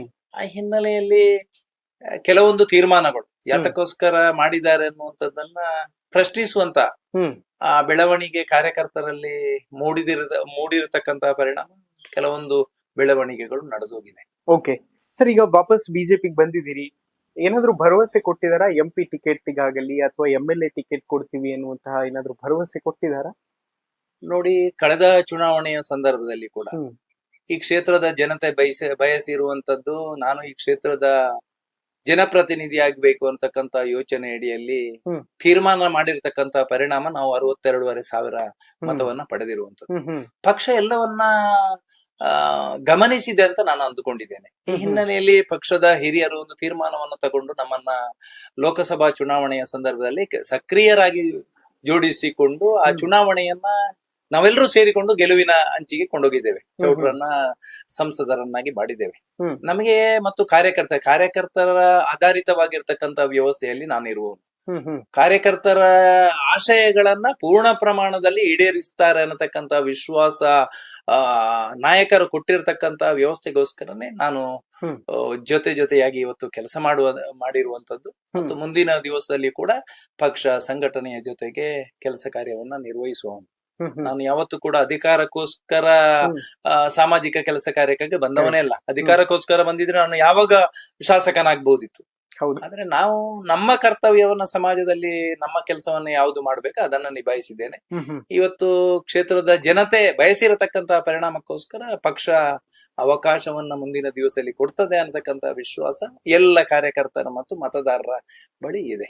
ದ ಹಿಂದೂ ಫೈರ್ ಬ್ರ್ಯಾಂಡ್ ಪುತ್ತೂರಿಗೆ ಪುತ್ತಿಲ ಅನ್ನುವಂತಹ ಹವಾ ಸೃಷ್ಟಿ ಮಾಡಿದಂತಹ ಪುತ್ತಿಲ ಅವರನ್ನ ಇಂಟರ್ವ್ಯೂ ಮಾಡೋದಕ್ಕೆ ಬಂದಿದ್ದೀನಿ. ಸೊ ಬನ್ನಿ, ಅವರ ಕಚೇರಿಯನ್ನ ತೋರಿಸುವಂತಹ ಒಂದು ಪ್ರಯತ್ನ ಮಾಡ್ತೀನಿ. ಸೊ ಇದು ಪುತ್ತಿಲ ಅವರ ಕಚೇರಿ, ಪುತ್ತೂರಿನಲ್ಲಿರುವಂತಹ ಅವರ ಕಚೇರಿ. ಸೊ ಪುತ್ತಿಲ ಅವರು ನಮ್ಮ ಇವತ್ತಿನ ಅತಿಥಿ ಕೂತಿದ್ದಾರೆ. ಜನಸಾಮಾನ್ಯರು ಯಾರೇ ಬಂದ್ರು ಅಹವಾಲುಗಳನ್ನ ತೆಗೆದುಕೊಂಡು ಅವರಿಗೆ ಒಂದು ಅದ್ಭುತವಾದಂತಹ ವ್ಯವಸ್ಥೆಯನ್ನ ಮಾಡಲಾಗಿದೆ. ಇಲ್ಲಿ ಸಾಮಾನ್ಯ ಜನ ಕೂತ್ಕೊಳ್ಬಹುದು. ಅದಾದ ನಂತರ ಪ್ರತಿನಿತ್ಯ ಏನೆಲ್ಲ ಅಪ್ಡೇಟ್ ಗಳಾಗ್ತಾ ಇರುತ್ತೆ ಅನ್ನುವಂಥದ್ದನ್ನ ಟಿವಿಯಲ್ಲೂ ಕೂಡ ನೋಡ್ತಾ ಇರ್ತಾರೆ. ಸೊ ಮತ್ತೊಂದು ಕಡೆ ನರೇಂದ್ರ ಮೋದಿ ಅವರ ಅದ್ಭುತವಾದಂತಹ ಫೋಟೋವನ್ನ ತಾವು ಗಮನಿಸಬಹುದು. ಅಂದ್ರೆ ಒಂದು ಫೈರ್ ಬ್ರ್ಯಾಂಡ್ ನ ಆಫೀಸ್ ಹೇಗಿರುತ್ತೆ ಅಂತಂದ್ರೆ ತುಂಬಾ ಸಿಂಪಲ್ ಆಗಿರುತ್ತೆ, ಬಟ್ ವಿಚಾರಗಳು ಅಷ್ಟೇ ಪ್ರಖರವಾಗಿರುತ್ತೆ. ಸರ್ ನಮಸ್ಕಾರ, ನಮ್ಮ ಕಾರ್ಯಕ್ರಮಕ್ಕೆ ಪ್ರೀತಿಯ ಸ್ವಾಗತ. ನಮಸ್ತೆ. ಓಕೆ ಸರ್, ಅದ್ಭುತವಾಗಿರುವಂತಹ ನಾಯಕರು ಅನ್ನೋದಕ್ಕಿಂತ ಹೆಚ್ಚಾಗಿ ಆದರ್ಶವಾಗುವಂತಹ ವ್ಯಕ್ತಿತ್ವಗಳ ಫೋಟೋ ಇದೆ. ಸೊ ಮಾತಾಡೋದಾದ್ರೆ ಹೆಗಡೆವಾರ ಅವ್ರ ಬಗ್ಗೆ. ಖಂಡಿತ ನಾವು ರಾಷ್ಟ್ರೀಯ ಸ್ವಯಂ ಸೇವಕ ಸಂಘದ ಕಾರ್ಯಕರ್ತರಿದ್ದೀವಿ. ನಮಗೆ ಸ್ವಲ್ಪ ಮತ್ತು ಸಮಾಜಕ್ಕೆ ಸರ್ವಸ್ವ ಅನ್ನತಕ್ಕಂತ ಯೋಚನೆ ಅಡಿಯಲ್ಲಿ ನಮ್ಮ ಬದುಕನ್ನ ಈ ಸಮಾಜಕ್ಕೆ ಅರ್ಪಣೆಯನ್ನ ಮಾಡಿಕೊಂಡಿರುವುದು. ಈ ಹಿನ್ನೆಲೆಯಲ್ಲಿ ನಮಗೆ ಆದರ್ಶ, ಈ ರೀತಿಯ ತ್ಯಾಗದ ಮನೋಭಾವಕ್ಕೆ ಯಾರು ಆದರ್ಶ ಅಂತ ಹೇಳಿದ್ರೆ ಅದು ಗುರೂಜಿ ಅವರು, ಡಾಕ್ಟರ್ ಜಿ ಅನ್ನುವಂಥದ್ದು. ಆ ಹಿನ್ನೆಲೆಯಲ್ಲಿ ಅವರ ನೆನಪು ನಮ್ಮಲ್ಲಿ ನಿರಂತರವಾಗಿರಬೇಕು. ಜೊತೆಗೆ ಇಲ್ಲಿ ಬಂದಿರತಕ್ಕಂತ ಎಲ್ರಿಗೂ ಕೂಡ ಅವರ ತ್ಯಾಗ ಆದರ್ಶಗಳನ್ನ ಹೇಳುವಂತ, ಅವರಿಗೆ ತಿಳಿಸುವಂತ ವ್ಯವಸ್ಥೆ ಆಗಬೇಕು ಅನ್ನುವಂತ ಯೋಚನೆ ಅಡಿಯಲ್ಲಿ ಆದರ್ಶ ಪುರುಷರ ಫೋಟೋವನ್ನ ನಮ್ಮ ಕಚೇರಿಯಲ್ಲಿಟ್ಟು ದಿನನಿತ್ಯ ಅವರ ಸ್ಮರಣೆಯನ್ನ ನಾವು ಮಾಡ್ತಾ ಇದ್ದೀವಿ. ಅವರೇ ನಮ್ಮ ಈ ಕೆಲಸ ಕಾರ್ಯಗಳಿಗೆ ಪ್ರೇರಣೆ ಮತ್ತು ಸಾಮಾಜಿಕ ಚಟುವಟಿಕೆಗಳಿಗೆ ನಮ್ಗೆಲ್ರಿಗೂ ಆದರ್ಶ ಅವರಿದ್ದಾರೆ. Amazing sir. ನಾನು ಪ್ರತಿ ಕಡೆಗಳಲ್ಲೂ ಹೋದಾಗ ನಮ್ಮ ಬಿಜೆಪಿ ನಾಯಕರ ಮನೆಗಳಲ್ಲಾಗಿರಬಹುದು ಅಥವಾ ರಾಷ್ಟ್ರ ಪ್ರೇಮವನ್ನ ಅಗಾಧವಾಗಿ ತುಂಬಿಕೊಂಡಿರುವಂತಹ ರಾಷ್ಟ್ರ ಭಕ್ತರ ಮನೆಯಲ್ಲಿ ಅಖಂಡ ಭಾರತದ ಪರಿಕಲ್ಪನೆ ಇರುವಂತಹ ಅದ್ಭುತವಾದಂತಹ ಈ ಫೋಟೋ ಕೂಡ ನಮಗೆ ಕಾಣಸಿಗತ್ತೆ. ಬೇರೆ ಬೇರೆಯವರನ್ನ ಮಾತಾಡಿಸೋದಕ್ಕಿಂತ ಹೆಚ್ಚಾಗಿ ಅಖಂಡ ಭಾರತದ ಪರಿಕಲ್ಪನೆಯ ಬಗ್ಗೆ ನಿಮ್ಮ ಜೊತೆ ಮಾತನಾಡಿದ್ರೆ ಬಹುಶಃ ಅದು ವೇಟೇಜ್ ಜಾಸ್ತಿ ಇರ್ತದೆ ಅಂತ. ನಾವು ಭಾರತ ಮಾತೆಯನ್ನ ತಾಯಿ ಸಮಾನವಾಗಿ ಸ್ವೀಕಾರ ಮಾಡಿರುವುದು. ಆ ತಾಯಿಗೆ ಗೌರವ ಸಿಕ್ಕಿದ್ರೆ ಮಾತ್ರ ನಮ್ಮ ಬದುಕಿನಲ್ಲಿ ನಾವೆಲ್ಲ ಕೃತಾರ್ಥತೆಯನ್ನ ಪಡೀಲಿಕ್ಕೆ ಸಾಧ್ಯ ಅನ್ನತಕ್ಕಂತ ಯೋಚನೆ ನಮ್ದಿದೆ. ಆ ಹಿನ್ನೆಲೆಯಲ್ಲಿ ಅಖಂಡವಾಗಿರ್ತಕ್ಕಂತ ಈ ರಾಷ್ಟ್ರವನ್ನ, ಆ ವಿಭಜನೆ ಆಗಿರ್ತಕ್ಕಂತ ಆ ಕಹಿ ನೆನಪುಗಳನ್ನ ಮರೆಮಾಚಿ ಮತ್ತೆ ಈ ರಾಷ್ಟ್ರ ಅಖಂಡ ಆಗಿರ್ಬೇಕು ಅಂತಕ್ಕಂತ ಯೋಚನೆ ಅಡಿಯಲ್ಲಿ ನಾವು ಯಾವತ್ತೂ ಕೂಡ ಅಖಂಡ ಭಾರತವೇ ಇರಬೇಕು ಅಂತಕ್ಕಂತ ಕಲ್ಪನೆಯ ನಡುವೆ ಬದುಕಿರುವುದು. ಅದಕ್ಕೋಸ್ಕರ ಸಾವಿರಾರು ಜನರ ಬಲಿದಾನ ಆಗಿರುವಂತದ್ದು ನಮ್ಮ ಕಣ್ಣ ಮುಂದೆ ಕಾಣ್ತದೆ. ಇವತ್ತು ಆಗಸ್ಟ್ 14 ಆ ರಾತ್ರಿ ಆ ಕರಾಳ ಘಟನೆ ನಡೆದಿರ್ತಕ್ಕಂತ ಸಂದರ್ಭದಲ್ಲಿ ಇವತ್ತು ನಾವು ಕೂಡ ಎಲ್ಲರೂ ಕೂಡ ರಾಷ್ಟ್ರ ಭಕ್ತರು ಸಂಕಲ್ಪವನ್ನ ಈಗ ಕೂಡ ಮಾಡ್ತಾ ಇದ್ದೇವೆ. ಈ ರಾಷ್ಟ್ರ ಅಖಂಡವಾಗಿ ಉಳಿಬೇಕು, ಆ ಗತವೈಭವವನ್ನ ನಾವೆಲ್ಲರೂ ಕಾಣುವಂತ ವಾತಾವರಣ ಆಗಬೇಕು ಮತ್ತು ಆ ತಾಯಿ ಭಾರತಿಗೆ ಇಡೀ ಜಗತ್ತು ನಮಿಸತಕ್ಕಂತ ಆ ಸನ್ನಿವೇಶ ನಿರ್ಮಾಣ ಆಗಬೇಕು ಅಂತಕ್ಕಂತ ಯೋಚನೆ ಅಡಿಯಲ್ಲಿ ಇನ್ನೂ ಕೂಡ ನಮ್ಮ ಕಾರ್ಯಕರ್ತರ ಕೆಲಸ ಕಾರ್ಯಗಳು ನಿರಂತರವಾಗಿ ನಡೀತಾ ಇದೆ. ಮುಂದೊಂದು ದಿನ ಈ ರೀತಿಯ ನರೇಂದ್ರ ಮೋದಿ ಅಂತವ ಪ್ರಧಾನಿಯವರು ಈ ರಾಷ್ಟ್ರದಲ್ಲಿ ಇರುವವರೆಗೆ ಈ ರಾಷ್ಟ್ರ ಮತ್ತೆ ನಮಗೆಲ್ರಿಗೂ ಆಶಾದಾಯಕವಾಗಿರ್ತಕ್ಕಂತ ಒಂದು ಬದುಕು ಕಾಣ್ತಾ ಇದೆ. ಮತ್ತೆ ಈ ರಾಷ್ಟ್ರ ಅಖಂಡ ಆಗ್ತದೆ. ಹರಿದು ಹಂಚಿ ಹೋಗಿರ್ತಕ್ಕಂತ, ವಿಭಜನೆ ಆಗಿರ್ತಕ್ಕಂತ ಆ ರಾಷ್ಟ್ರಗಳು ಮತ್ತೆ ಭಾರತದ್ದೇ ಆಗ್ತದೆ ಅನ್ನತಕ್ಕಂತ ಯೋಚನೆ ಅಡಿಯಲ್ಲಿ ಕನಸನ್ನ ನಾವೆಲ್ಲ ಕಾಣ್ತಾ ಇದ್ದೇವೆ. ಅದು ಸಾಕಾರಗೊಳಿಸತಕ್ಕಂತ ಶಕ್ತಿಯನ್ನ ಭಗವಂತ ಕೊಡ್ಲಿ ಅನ್ನತಕ್ಕಂತ ಆಶಯ ನಮ್ದಿದೆ. ಓಕೆ ಸರ್, ಅಖಂಡ ಭಾರತದ ಗತ ವೈಭವ ಅನ್ನುವಂತಹ ಪದದಿಂದ ನೀವು ಬಣ್ಣಿಸ್ತಾ ಇದ್ರಿ. ಬಟ್ ಅನೇಕರು ತಮ್ಮ ಮತಗಳನ್ನ ಪ್ರಚಾರ ಮಾಡುವಂತವ್ರು ಆ ಕಡೆ 25 ಕೋಟಿ, ಈ ಕಡೆ 25 ಕೋಟಿ, ಮತ್ತೊಂದು 25 ಕೋಟಿ, ನಾವೇ 75 ಕೋಟಿ ಆಗ್ಬಿಡ್ತೀವಿ ಅನ್ನುವಂತಹ ಗುಂಗಿನಲ್ಲಿದ್ದಾರೆ. ಸೊ ಅಂಥವ್ರಿಗೆ ಏನ್ ಹೇಳ್ತೀರಿ ಅಂತ? ನೋಡಿ, ಈ ರೀತಿಯ ಕನಸನ್ನ ಹೊಂದಿರುವವರು ಅನೇಕ ಮತ ಸಂಪ್ರದಾಯದವರು ಇದ್ದಾರೆ. ಆದ್ರೆ ಸನಾತನವಾಗಿರತಕ್ಕಂತಹ ಧರ್ಮ ಯಾವತ್ತೂ ಕೂಡ ಈ ರೀತಿಯ ವ್ಯವಸ್ಥೆಗಳಿಗೆ ಶಕ್ತಿಯನ್ನ ಕೊಡ್ತಕ್ಕಂತ ವಾತಾವರಣವನ್ನ ನಿರ್ಮಾಣ ಮಾಡೋದಿಲ್ಲ. ಅದಕ್ಕೋಸ್ಕರ ಅವರ ಕನಸು ಕನಸಾಗಿ ಉಳಿತದೆ. ಇವತ್ತು ಮತ ಸಂಪ್ರದಾಯದವರು ಕಳೆದ ಅನೇಕ ವರ್ಷಗಳಿಂದ ಮಾಡಿರತಕ್ಕಂತ ಈ ಸಮಾಜವನ್ನ ಒಡೆಯುವುದಕ್ಕೋಸ್ಕರ ಮಾಡಿರತಕ್ಕಂತ ನೂರಾರು ಘಟನೆಗಳು ಇವತ್ತು ಸಮಾಜದ ಮುಂದಿದೆ. ಎಲ್ಲವನ್ನ ಕೂಡ ಈ ರಾಷ್ಟ್ರದ ಜನರು ಗಮನಿಸ್ತಾರೆ ಅನ್ನತಕ್ಕಂತ ವಿಚಾರ ನಮ್ಗೆ ಗೊತ್ತಿದೆ. ಈ ಹಿನ್ನೆಲೆಯಲ್ಲಿ ಭಾರತೀಯರೆಲ್ಲರ ಕಲ್ಪನೆ ಕೂಡ ಇದೆ. ಯಾವುದೇ ಕಾರಣಕ್ಕೂ ಕೂಡ ಈ ರಾಷ್ಟ್ರವನ್ನ ಮತ್ತೆ ವಿಭಜನೆ ಮಾಡ್ಲಿಕ್ಕೆ, ಮತ್ತೆ ಬೇರೆ ಬೇರೆ ಹೆಸರಿನಲ್ಲಿ ರಾಷ್ಟ್ರವನ್ನ ವಿಭಜನೆ ಮಾಡ್ಲಿಕ್ಕೆ ಅವಕಾಶವನ್ನ ಈ ರಾಷ್ಟ್ರದ ಜನರು ಕೊಡುವಂತ ಸಾಧ್ಯತೆ ಇಲ್ಲ. ಯಾವತ್ತೂ ಕೂಡ ಪಲಾಯನವಾದ ಹಿಂದೂ ಸಮಾಜದಲ್ಲಿ ಇಲ್ಲ. ಅನೇಕ ಹೋರಾಟಗಳು, ಸಂಘರ್ಷಗಳು, ಈ ರೀತಿಯ ಘಟನೆಗಳು ನಡೆದಂತಹ ಸಂದರ್ಭದಲ್ಲಿ ಬಲಿದಾನ ಆಗಿದೆ ಹೊರತು ಪಲಾಯನ ಯಾವತ್ತೂ ಕೂಡ ಈ ಧರ್ಮದಿಂದ ಆಗ್ಲಿಲ್ಲ. ಆ ಹಿನ್ನೆಲೆಯಲ್ಲಿ ಬೇರೆ ಬೇರೆ ಮತ ಸಂಪ್ರದಾಯದವರ ಯೋಚನೆಗಳು 100% ಸಾಕಾರಗೊಳ್ಳುವುದಿಲ್ಲ. ಯಾವತ್ತೂ ಕೂಡ ಇದು ಹಿಂದೂ ರಾಷ್ಟ್ರ ಆಗಿರ್ತದೆ, ಯಾವತ್ತೂ ಕೂಡ ಇದು ಅಖಂಡವಾಗಿಯೇ ಉಳಿತದೆ. ಓಕೆ ಸರ್, ನಾನ್ ಕಚೇರಿಗೆ ಬಂದ ತಕ್ಷಣ ನನಗೆ ಈಗ್ಲೂ ಕೂಡ ಪ್ರಶ್ನೆ ಏನು ಅಂತಂದ್ರೆ, ಇವತ್ತು ಕೂಡ ಜನ ತಮ್ಮ ಅಹವಾಲುಗಳನ್ನ ತೆಗೆದುಕೊಂಡು ಇಲ್ಲೇ ಬರ್ತಾರಾ ಅಂತ. ಖಂಡಿತ ನೂರಾರು ಸಮಸ್ಯೆಗಳು ಜನರ ಮುಂದಿದೆ. ನಾವು ಚುನಾವಣೆಗೆ ಸ್ಪರ್ಧೆ ಮಾಡಿದಂತಹ ಸಂದರ್ಭದಲ್ಲಿ, ನಾವು ಚುನಾವಣೆಯ ಸಂದರ್ಭದಲ್ಲಿ ನೂರಾರು ಆಶ್ವಾಸನೆಗಳನ್ನ ಕೊಟ್ಟಿದ್ದೆವು ಪ್ರಣಾಳಿಕೆಯಲ್ಲಿ. ಆ ಆಶಯದಂತೆ ಇವತ್ತು ಬೇರೆ ಬೇರೆ ಸಮಸ್ಯೆಗಳು ಇರತಕ್ಕಂತ ಸಂದರ್ಭದಲ್ಲಿ ಎಲ್ರು ಕೂಡ ಬಂದು ಅವರ ಅಹವಾಲುಗಳನ್ನು ಇಲ್ಲಿ ಕೊಡುವಂತ ಹೇಳುವಂತ ವ್ಯವಸ್ಥೆ ಮಾಡ್ತಾರೆ. ನಮ್ಮಿಂದ ಆಗತಕ್ಕಂತ ಸಹಕಾರವನ್ನ ಅಧಿಕಾರಿಗಳಲ್ಲಿ ಇರ್ಬೋದು, ಬೇರೆ ಬೇರೆ ವ್ಯವಸ್ಥೆಗಳಲ್ಲಿ ನಮ್ಮಿಂದ ಆಗತಕ್ಕಂತ ಕೆಲಸವನ್ನ ಮಾಡಿ ಅವರಿಗೆ ನ್ಯಾಯ ತುಂಬಿಸ್ತಕ್ಕಂತ ಕೆಲಸ ಕಾರ್ಯವನ್ನ ನಾವೇ ಮಾಡ್ತಾ ಇದ್ದೇವೆ.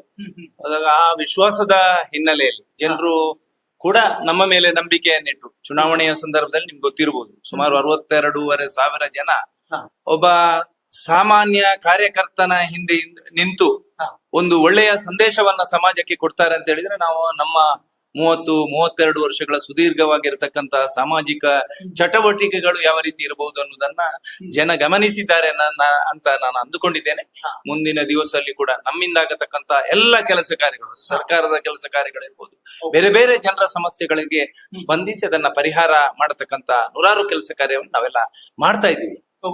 ಇಲ್ಲಿ ಶಾಸಕರು ಅಶೋಕ್ ಕುಮಾರ್ ರೈ ಆದರೂ ಕೂಡ ನೀವೊಂದು ಪ್ರತಿಬಿಂಬವಾಗಿ ನಿಂತ್ಕೋತೀರಿ. ಸೊ ಶಾಸಕರು ಮಾಡ್ತಾ ಇರುವಂತಹ ಕೆಲಸಕ್ಕೆ ನೀವೊಂದು ಕನ್ನಡಿಯಾಗಿ ಕೆಲಸ ಮಾಡ್ಬೇಕಾಗ್ತದೆ. ಯಾಕೆಂತಂದ್ರೆ ಜನ ನಿಮ್ಗೂ ಕೂಡ ಅಷ್ಟೇ ಮತಗಳನ್ನ ಕೊಟ್ಟಿದ್ರು, ಕೇವಲ 4,000 ಲೀಡಲ್ಲಿ ಸೋಲುವಂತಹ ಒಂದು ಪರಿಸ್ಥಿತಿ ಇತ್ತು. ಅವರ ಕೆಲಸ ಸಂತೃಪ್ತಿ ತಂದಿದೆಯಾ ತಮಗೆ? ರಾಜಕಾರಣದಲ್ಲಿ ಅಧಿಕಾರ ಇರತಕ್ಕಂತ ಸಂದರ್ಭದಲ್ಲಿ ಒಂದಷ್ಟು ಕೆಲಸ ಕಾರ್ಯ ಆಗುವಂತದ್ದು ಸಹಜ.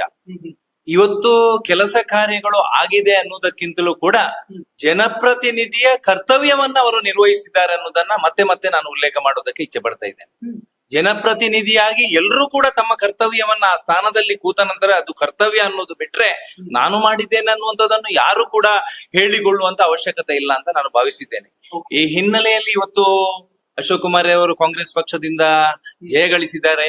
ಇವತ್ತು ಸರ್ಕಾರ ಕಾಂಗ್ರೆಸ್ ಸರ್ಕಾರ ಇದೆ. ಅಭಿವೃದ್ಧಿಯ ದೃಷ್ಟಿಕೋನದಿಂದ ಕೆಲವೊಂದು ಕಾರ್ಯವನ್ನ ಅವರು ಮಾಡಿದ್ದಾರೆ. ಅಭಿವೃದ್ಧಿಗೆ ಸಹಕಾರ ಕೊಡುವಂಥದ್ದು ಈ ಕ್ಷೇತ್ರದ ಜನತೆಯ ಆಶಯ ಅಂತ ನಾನು ಭಾವಿಸಿದ್ದೇನೆ. ಏನ್ ಬೇಕಾಗಿದೆ ಇನ್ನು ಕೂಡ ಪುತ್ತೂರಿನ ಜನರಿಗೆ? ಏನಿದೆ ಅವರ ಡಿಮ್ಯಾಂಡ್ ಅಂತ? ಖಂಡಿತ ಪುತ್ತೂರಿನಲ್ಲಿ ನೂರಾರು ಸಮಸ್ಯೆಗಳಿದೆ. ಸ್ಥಳೀಯವಾಗಿರ್ತಕ್ಕಂತಹ ರಸ್ತೆಯ ಕೆಲಸ ಕಾರ್ಯಗಳಿರ್ಬೋದು, ಮೂಲಭೂತ ಸೌಕರ್ಯಗಳ ಅವಶ್ಯಕತೆಯನ್ನ ಪೂರೈಸತಕ್ಕಂತ ವ್ಯವಸ್ಥೆ ಇರ್ಬೋದು. ಇವತ್ತು ಶಾಲೆಗಳಲ್ಲಿ ಕೂಡ ಇವತ್ತು ಸರ್ಕಾರದ ಕಡೆ ನಾವು ಬೊಟ್ಟು ಮಾಡೋದಾದ್ರೆ ಇವತ್ತು ಶಾಲೆಯಲ್ಲಿ ಅಧ್ಯಾಪಕರ ಕೊರತೆ ಇದೆ. ಬೇರೆ ಬೇರೆ ಸೌಕರ್ಯಗಳನ್ನ ಸರ್ಕಾರ ಕೊಡ್ತದೆ, ಆದ್ರೆ ಇವತ್ತು ಅಧ್ಯಾಪಕರನ್ನ ನೇಮಿಸ್ತಕ್ಕಂತ ವ್ಯವಸ್ಥೆ ಇಲ್ಲ. ಆ ಹಿನ್ನೆಲೆಯಲ್ಲಿ ಈ ರೀತಿಯ ನೂರಾರು ಸಮಸ್ಯೆಗಳು ಈ ಕ್ಷೇತ್ರದಲ್ಲಿ ಇದೆ. ಅದನ್ನ ಪರಿಹರಿಸಬೇಕಾಗಿರುವಂತದ್ದು ಮತ್ತು ಆ ಕರ್ತವ್ಯವನ್ನ ನಿಭಾಯಿಸಬೇಕಾಗಿರುವಂತದ್ದು ಆ ಶಾಸಕನ ಕರ್ತವ್ಯ. ಆ ಹಿನ್ನೆಲೆಯಲ್ಲಿ ಅವರು ಕೆಲಸವನ್ನ ಮಾಡ್ತಾ ಇದ್ದಾರೆ. ಸರ್, ಪುತ್ತಿಲ ಪರಿವಾರದ ಬಗ್ಗೆ ಮಾತಾಡ್ಲೇಬೇಕು. ಯಾಕೆಂತಂದ್ರೆ ನಿಮ್ಮ ಪವರ್, ನಿಮ್ಮ ಖದರ್ ಏನು ಅನ್ನುವಂಥದ್ದು ಗೊತ್ತಾಗಿದೆ ಎಲ್ರಿಗೂ ಕೂಡ, ಅದು ಜಗಜ್ಜಾಹೀರು. ನಾನು ಮತ್ತೆ ಮತ್ತೆ ಅದನ್ನ ಪ್ರಸ್ತಾಪಿಸುವಂತಹ ಅಗತ್ಯ ಇಲ್ಲ ಅಂತ ಅನಿಸ್ತದೆ. ಪುತ್ತಿಲ ಪರಿವಾರ ಈಗ್ಲೂ ಕೂಡ ಕಂಟಿನ್ಯೂ ಆಗ್ತಿದ್ಯಾ ಅಂತ? ಖಂಡಿತ. ಕಳೆದ ಚುನಾವಣೆಯ ನಂತರ ನಾವು ಚುನಾವಣೆಗೆ ಸ್ಪರ್ಧೆ ಮಾಡಿರುವಂತದ್ದು, ಚುನಾವಣೆಯ ಸ್ಪರ್ಧೆಯಲ್ಲಿ ಈ ಕ್ಷೇತ್ರದ ಜನತೆ ನಮ್ಮನ್ನ ಜನಪ್ರತಿನಿಧಿಯಾಗಿ ಸ್ವೀಕಾರ ಮಾಡಬೇಕು ಅನ್ನುವಂತ ಯೋಚನೆ ಅಡಿಯಲ್ಲಿ ನಮಗೆ ಆಶೀರ್ವಾದ ಮಾಡಿರುವಂತದ್ದು. ಈ ಹಿನ್ನೆಲೆಯಲ್ಲಿ ಮುಂದಿನ ದಿವಸಗಳಲ್ಲಿ ಕೂಡ ಸಾಮಾಜಿಕ ಸೇವಾ ಚಟುವಟಿಕೆಗಳು ನಿರಂತರವಾಗಿ ಇರಬೇಕು ಅನ್ನತಕ್ಕಂತ ಯೋಚನೆ ಅಡಿಯಲ್ಲಿ ನಾವೆಲ್ಲರೂ ಸೇರಿಕೊಂಡು ಪುತ್ತಿಲ ಪರಿವಾರ ಸೇವಾ ಟ್ರಸ್ಟ್ ಅನ್ನ ರಿಜಿಸ್ಟರ್ ಮಾಡಿದ್ದೇವೆ. ಈ ಟ್ರಸ್ಟಿನ ಮುಖಾಂತರ ಕಳೆದ 2 ವರ್ಷದಲ್ಲಿ ಸುಮಾರು 40 ಲಕ್ಷ ರೂಪಾಯಿ ವೆಚ್ಚದ ಎಲ್ಲ ಬೇರೆ ಬೇರೆ ಕೆಲಸ ಕಾರ್ಯಗಳು, ಸಾಮಾಜಿಕ ಚಟುವಟಿಕೆಗಳು ಆಗಿದೆ. ಒಂದು 5-6 ಮನೆಗಳನ್ನ ಅಶಕ್ತರಿಗೆ ನಿರ್ಮಿಸಿ ಅದನ್ನ ಅವರಿಗೆ ಕೊಟ್ಟಿರತಕ್ಕಂತ ಕೆಲಸ ಕಾರ್ಯಗಳು, ಸಾಮಾಜಿಕವಾಗಿ ಒಂದಷ್ಟು ಸಮಸ್ಯೆ ಇರತಕ್ಕಂತ ವ್ಯಕ್ತಿಗಳಿಗೆ ಆರ್ಥಿಕ ಸಹಕಾರವನ್ನು ಕೊಟ್ಟಿರತಕ್ಕಂತ ಬೆಳವಣಿಗೆಗಳು, ಅನಾರೋಗ್ಯದಿಂದ ಇರತಕ್ಕಂತ ವ್ಯಕ್ತಿಗಳಿಗೆ ನಮ್ಮ ಟ್ರಸ್ಟಿನ ಮುಖಾಂತರ ಆರ್ಥಿಕ ಸಹಕಾರವನ್ನು ಕೊಟ್ಟಿರುವಂತದ್ದು. ಶಿಕ್ಷಣದಿಂದ ವಂಚಿತರಾದವರಿಗೆ ಅವರಿಗೆ ಶಿಕ್ಷಣದ ವ್ಯವಸ್ಥೆಗಳಿಗೆ ಪೂರಕವಾಗಿರ್ತಕ್ಕಂತ ಶಾಲೆಯ ಸಾಹಿತ್ಯಗಳು, ಫೀಸ್ಗಳನ್ನು ಕೊಡತಕ್ಕಂತ ಕೆಲಸ ಕಾರ್ಯಗಳು. ಯಾರು ಕ್ರೀಡಾ ಚಟುವಟಿಕೆಗಳಲ್ಲಿ ಅತ್ಯಂತ ಪ್ರಭಾವಿಯಾಗಿ ಅವರ ಕೆಲಸ ಕಾರ್ಯವನ್ನ ಮಾಡ್ತಾ ಇದ್ದಾರೆ, ಕ್ರೀಡಾ ಚಟುವಟಿಕೆಗಳಲ್ಲಿ ತೊಡಗಿಸಿಕೊಂಡಿದ್ದಾರೆ, ಅವರಿಗೆ ಸಹಕಾರ ಕೊಟ್ಟಿರ್ತಕ್ಕಂತ ಕೆಲಸ ಕಾರ್ಯಗಳು. ಮತ್ತು ವಿಶೇಷವಾಗಿ ಆ ಧಾರ್ಮಿಕ ವ್ಯವಸ್ಥೆಗಳಿಗೆ ಧರ್ಮಕ್ಕೆ ಶಕ್ತಿಯನ್ನು ಕೊಡಬೇಕು ಮತ್ತು ಧರ್ಮ ಆಧಾರಿತವಾಗಿರ್ತಕ್ಕಂತ ಬದುಕು ನಮ್ಮದು ಇರಬೇಕು ಅಂತಕ್ಕಂತ ಯೋಚನೆ ಅಡಿಯಲ್ಲಿ ಧಾರ್ಮಿಕ ಕಾರ್ಯಕ್ರಮಗಳನ್ನ ಪ್ರತಿ ಗ್ರಾಮದಲ್ಲಿಯೂ ಕೂಡ ಮಾಡತಕ್ಕಂತ ಕೆಲಸ ಕಾರ್ಯವನ್ನು 2 ವರ್ಷದಲ್ಲಿ ಮಾಡಿದ್ದೇವೆ. ಆ ಶ್ರೀನಿವಾಸ ಕಲ್ಯಾಣೋತ್ಸವ 2 ವರ್ಷದಲ್ಲಿ ಅತ್ಯಂತ ದೊಡ್ಡದಾಗಿರ್ತಕ್ಕಂತ ಕಾರ್ಯಕ್ರಮ. ಈ ಬಾರಿಯ ಶ್ರೀನಿವಾಸ ಕಲ್ಯಾಣೋತ್ಸವಕ್ಕೆ ಸುಮಾರು 1 ಲಕ್ಷ ಜನ ಆ ಕಾರ್ಯಕ್ರಮದಲ್ಲಿ ಭಾಗವಹಿಸಿದರು. ಅದ್ಭುತವಾಗಿರತಕ್ಕಂತ ಧಾರ್ಮಿಕ ಕಾರ್ಯಕ್ರಮ. ಶ್ರೀನಿವಾಸನ ಆಶೀರ್ವಾದವನ್ನ ಈ ಕ್ಷೇತ್ರದ ಜನತೆ ಪಡೆಯತಕ್ಕಂತ ಒಂದು ಸಂದರ್ಭ. ಮತ್ತು ಪ್ರತಿ ಗ್ರಾಮಗಳಲ್ಲಿಯೂ ಕೂಡ ಧಾರ್ಮಿಕ ಕಾರ್ಯಕ್ರಮಗಳನ್ನ ಆಯೋಜನೆ ಮಾಡಿ, ಸಾರ್ವಜನಿಕವಾಗಿ ಪೂಜಾ ಕಾರ್ಯಕ್ರಮಗಳನ್ನು ಮಾಡಿ ಇಡೀ ಸಮಾಜವನ್ನ ಒಗ್ಗೂಡಿಸ್ತಕ್ಕಂತ ಮತ್ತು ನಮ್ಮ ಸಂಸ್ಕೃತಿ ವಿಚಾರಧಾರೆಗಳು ಉಳಿಬೇಕು ಮತ್ತು ಆ ಸನಾತನವಾಗಿರ್ತಕ್ಕಂತ ಧರ್ಮ ಉಳಿದರೆ ಮಾತ್ರ ನಾವೆಲ್ಲರೂ ಉಳಿಲಿಕ್ಕೆ ಸಾಧ್ಯ ಅನ್ನತಕ್ಕಂತ ಸಂದೇಶವನ್ನ ಕೊಡ್ತಕ್ಕಂತ ನಿಟ್ಟಿನಲ್ಲಿ ನೂರಾರು ಕೆಲಸ ಕಾರ್ಯಗಳು ನಿರಂತರವಾಗಿ ನಡೀತಾ ಇದೆ. ಆ ಹಿನ್ನೆಲೆಯಲ್ಲಿ ಸಮಾಜಕ್ಕೆ ಶಕ್ತಿಯನ್ನು ಕೊಡ್ತಕ್ಕಂತ ಮತ್ತು ಈ ಕ್ಷೇತ್ರದ ಜನರ ಯೋಚನೆಗಳು, ಅವರ ಯಾವ ಯೋಚನೆ ಅಡಿಯಲ್ಲಿ ನಮ್ಮನ್ನ ಸ್ವೀಕಾರ ಮಾಡಿದಾರ, ಅವರ ಯೋಚನೆಗಳಿಗೆ ಪೂರಕವಾಗಿ ಕೆಲಸ ಮಾಡತಕ್ಕಂತ ಪ್ರಾಮಾಣಿಕ ವ್ಯವಸ್ಥೆಗಳು ನಮ್ಮ ಪರಿವಾರ ಸಂಘಟನೆಯ ಮುಖಾಂತರ ಆಗ್ತದೆ. ಇವತ್ತು ನಮ್ಗೆಲ್ರಿಗೂ ಶಕ್ತಿ, ನಾವೇನೋ ಅಗರ್ಭ ಶ್ರೀಮಂತರಲ್ಲ, ನಾವು ಜನಸಾಮಾನ್ಯರು. ಒಬ್ಬ ಸಾಮಾನ್ಯ ಕಾರ್ಯಕರ್ತನಾಗಿ ನಾನು ಬೆಳೆದು ಬಂದವನು. ದಿನನಿತ್ಯದ ಖರ್ಚುಗಳು, ಈ ರೀತಿಯ ವ್ಯವಸ್ಥೆಗಳಿಗೆ ಎಲ್ಲರೂ ಕೂಡ ಕಾರ್ಯಕರ್ತರೇ ಅವರು ಸಮರ್ಪಣಾ ಮನೋಭಾವದಿಂದ ಮಾಡಿರತಕ್ಕಂತ ಕೆಲಸ ಕಾರ್ಯದಿಂದ ನಮ್ಮ ಕೆಲಸ ಕಾರ್ಯಗಳು ಅತ್ಯಂತ ಯಶಸ್ವಿಯಾಗಿ ನಡೀತಾ ಇದೆ. ಈಗ ಒಂದು 4-5 ಲಕ್ಷ ವೆಚ್ಚದಲ್ಲಿ ಇವತ್ತು ಕಚೇರಿಯ ನವೀಕರಣ ಆಗ್ತಾ ಇದೆ. ಎಲ್ಲವೂ ಕೂಡ ಪ್ರತಿಯೊಬ್ಬ ಕಾರ್ಯಕರ್ತನಿಂದ ಆಗ್ತದೆ. ಇದು ಕಾರ್ಯಕರ್ತರ ಆಫೀಸ್ ಹೊರತು ನನ್ನ ಕಚೇರಿ ಅಲ್ಲ. ಆ ಕಾರ್ಯಕರ್ತರ ಅರ್ಪಣೆ ಇವತ್ತು ಈ ರೀತಿಯ ಬೆಳವಣಿಗೆಗಳು ಮತ್ತು ಈ ರೀತಿಯ ಕಚೇರಿಗಳು ನಮಗೆ ಹೋಗತಕ್ಕಂತ ಸಂದರ್ಭದಲ್ಲಿ ವಾಹನಗಳಿಗೆ ಡೀಸೆಲ್ ಹಾಕುವುದಕ್ಕಿಂತ ಆರಂಭ ಆಗಿ ನನ್ನ ಜೊತೆಗೆ ಇವತ್ತಿನವರೆಗೂ ಕೂಡ ಕಾರ್ಯಕರ್ತರು ಮತ್ತು ಈ ಕ್ಷೇತ್ರದ ಜನ ಸಹಕಾರ ಕೊಟ್ಟಿರ್ತಕ್ಕಂತ ಪರಿಣಾಮ ನಾನು ಇವತ್ತು ಬೇರೆ ಬೇರೆ ವ್ಯವಸ್ಥೆಗಳ ಜೊತೆಗೆ ಅತ್ಯಂತ ಸಕ್ರಿಯವಾಗಿ ಕೆಲಸ ಮಾಡತಕ್ಕಂತ ಶಕ್ತಿ ನಮಗೆ ಬಂದಿದೆ. ಅದಕ್ಕೋಸ್ಕರ ಆ ಕಾರ್ಯಕರ್ತರೇ ನನಗೆ ಶ್ರೀರಕ್ಷೆ ಮತ್ತು ಕಾರ್ಯಕರ್ತರೇ ಯಾವತ್ತೂ ಕೂಡ ನನ್ನ ಜೊತೆಗೆ ನಿಂತಿರುವವರು. ಈ ಶಕ್ತಿಯನ್ನ ಒಗ್ಗೂಡಿಸುವಂತಹ ಪ್ರಯತ್ನ ಹೇಗಿತ್ತು, ಅದರ ಜೊತೆಗೆ ಇಷ್ಟು ಪ್ರಖರವಾಗಿ ಬೆಳೆದದ್ದು ಹೇಗೆ ಪುತ್ತಿಲ ಅವರು ಅಂತ? ನಾವು ಕಳೆದ 30-32 ವರ್ಷಗಳಲ್ಲಿ ಸಂಘಟನೆಯ ಆಧಾರಿತವಾಗಿ ನಾವು ಸಮಾಜದಲ್ಲಿ ತೊಡಗಿಸಿಕೊಂಡವರು.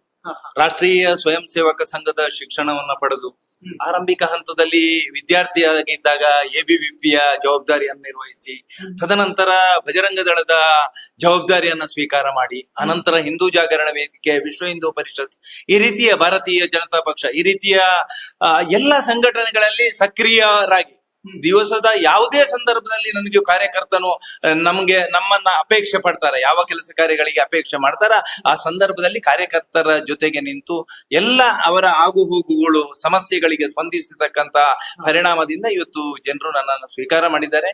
ಕಾರ್ಯಕರ್ತರ ನಮ್ಮ ನಿಸ್ವಾರ್ಥ ಶ್ರಮವನ್ನ ಕಾರ್ಯಕರ್ತ ಇವತ್ತು ಗುರುತಿಸಿರ್ತಕ್ಕಂತ ಪರಿಣಾಮದಿಂದ ನಾವು ಅಷ್ಟು ದೊಡ್ಡ ಆ ಚುನಾವಣೆಯನ್ನ ಕೋಟ್ಯಾಂತರ ರೂಪಾಯಿ ಖರ್ಚು ಮಾಡಿ ಚುನಾವಣೆಯನ್ನ ಎದುರಿಸುವಂತದ್ದು ನಾವೆಲ್ಲ ಕಂಡಿದ್ದೇವೆ. ಆದ್ರೆ ಒಬ್ಬ ಸಾಮಾನ್ಯ ಕಾರ್ಯಕರ್ತ, ಆ ಪ್ರತಿಯೊಬ್ಬ ಕಾರ್ಯಕರ್ತ ಕೂಡ ಒಂದು ಓಟಿನ ಜೊತೆಗೆ 10 ರೂಪಾಯಿ 100 ರೂಪಾಯಿ ಹಾಕಿರತಕ್ಕಂತ ಪರಿಣಾಮ ನಾವು ಆ ಚುನಾವಣೆಯನ್ನು ಯಾವುದೇ ರೀತಿಯ ಗೊಂದಲ ಇಲ್ಲದೆ ಪ್ರತಿ ಬೂತ್ ಮಟ್ಟದಲ್ಲಿ ಕೂಡ ಮನೆ ಮನೆಗೆ ಭೇಟಿ ನೀಡಿ ಆ ಚುನಾವಣೆಯ ಸಂದರ್ಭದಲ್ಲಿ ಆ ಕೆಲಸ ಮಾಡತಕ್ಕಂತ ವಾತಾವರಣ ನಿರ್ಮಾಣ ಆಗಿದೆ. ಅದಕ್ಕೋಸ್ಕರ ಯಾವತ್ತು ಕೂಡ ದೇವ ದುರ್ಲಭ ಅನ್ನತಕ್ಕಂತ ಪದಕ್ಕೆ ವಿಶೇಷವಾಗಿರ್ತಕ್ಕಂತ ಶಕ್ತಿ ಕೊಟ್ಟಿರುವವರು ನಮ್ಮಲ್ಲಿರ್ತಕ್ಕಂತ ಕಾರ್ಯಕರ್ತರು ಅಂತ ನಾನು ಅಂದುಕೊಂಡಿದ್ದೇನೆ. ಮುಂದಿನ ದಿವಸದಲ್ಲಿ ಕೂಡ ಕಾರ್ಯಕರ್ತರ ಅಪೇಕ್ಷೆ ಏನಿದೆ, ಅಪೇಕ್ಷೆಗೆ ಪೂರಕವಾಗಿ ಸಮಾಜದಲ್ಲಿ ತೊಡಗಿಸಿಕೊಳ್ಳತಕ್ಕಂತ ಮತ್ತು ಸಮಾಜದ ಕೆಲಸವನ್ನು ಮಾಡತಕ್ಕಂತ ವ್ಯವಸ್ಥೆಯನ್ನು ನಾನು ಯಾವತ್ತೂ ಕೂಡ ಮಾಡ್ತೇನೆ. ಬಿಜೆಪಿಗೆ ವಾಪಸ್ ಬಂದ ನಂತರ ಪುತ್ತಿಲ ಅವರಲ್ಲಿ ಇದ್ದಂತಹ ಆ ಫೈರ್ ಮತ್ತೆ ಕಾಣಿಸ್ತಾ ಇಲ್ಲ ಅನ್ನುವಂತಹ ಮಾತುಗಳು ಕೂಡ ಕೇಳಿ ಬರ್ತಾ ಇದೆ. ಸೊ ಅದಕ್ಕೆ ಹೇಗ್ ಕನ್ವೆ ಮಾಡ್ತೀವಿ ಈ ವಿಚಾರವನ್ನ? ಖಂಡಿತ ಇದು ಸುಳ್ಳು ಆಪಾದನೆ ಅಂತ ನಾನು ಭಾವಿಸಿದ್ದೇನೆ. ನಾವು ಪಕ್ಷಕ್ಕೆ ಸೇರಿದ ನಂತರವೂ ಪಕ್ಷದ ಹಿಂದೆ ಇರತಕ್ಕಂತ ಸಂದರ್ಭದಲ್ಲಿ ಕೂಡ ನಮ್ಮ ಕಾರ್ಯಕ್ಷೇತ್ರ, ಕಾರ್ಯಕ್ಷಮತೆ, ನಮ್ಮ ಕೆಲಸ ಕಾರ್ಯಗಳು ಎಲ್ಲವೂ ಕೂಡ ಅತ್ಯಂತ ಯಶಸ್ವಿಯಾಗಿ ಅದೇ ವೇಗದಲ್ಲಿ ಹೋಗ್ತಾ ಇದೆ. ಭಾರತೀಯ ಜನತಾ ಪಕ್ಷಕ್ಕೆ ಸೇರಬೇಕು ಅನ್ನತಕ್ಕಂತ ಯೋಚನೆ ಅಡಿಯಲ್ಲಿ ಇವತ್ತು ರಾಜ್ಯದ ನಾಯಕರು ಸಂಪರ್ಕ ಮಾಡಿ ಆ ಚುನಾವಣೆಯ ಲೋಕಸಭಾ ಚುನಾವಣೆಯ ಸಂದರ್ಭದಲ್ಲಿ ನಮ್ಮನ್ನ ಪಕ್ಷದಕ್ಕೆ ಸ್ವೀಕಾರ ಮಾಡಿ ಆ ಲೋಕಸಭಾ ಚುನಾವಣೆಯಲ್ಲಿ ಅತ್ಯಂತ ಸಕ್ರಿಯರಾಗಿ ನಾವೆಲ್ಲ ಇಡೀ ಪರಿವಾರ ಸಂಘಟನೆ ದುಡಿದಿರತಕ್ಕಂತ ಕಾರಣಕ್ಕೋಸ್ಕರ ನಾವು ಸಂಸದನನ್ನ ಆಯ್ಕೆ ಮಾಡಿದ್ದೇವೆ. ಸಂಸದರು ಗೆಲುವನ್ನ ಕಂಡಿದ್ದಾರೆ. ಈ ಹಿನ್ನೆಲೆಯಲ್ಲಿ ಪಕ್ಷದ ಎಲ್ಲ ಕೆಲಸ ಕಾರ್ಯಗಳಲ್ಲಿ ಕೂಡ ಪ್ರತಿ ಸಂದರ್ಭದಲ್ಲಿಯೂ ಕೂಡ ಪಕ್ಷದ ಕಾರ್ಯಕ್ರಮಗಳಲ್ಲಿ ನಮ್ಮನ್ನ ಕೂಡ ನಾವು ಕೂಡ ತೊಡಗಿಸಿಕೊಂಡು ಆ ಪಕ್ಷಕ್ಕೆ ಶಕ್ತಿಯನ್ನು ತುಂಬತಕ್ಕಂತ ಕೆಲಸ ಕಾರ್ಯವನ್ನು ಮಾಡಿದ್ದೇವೆ.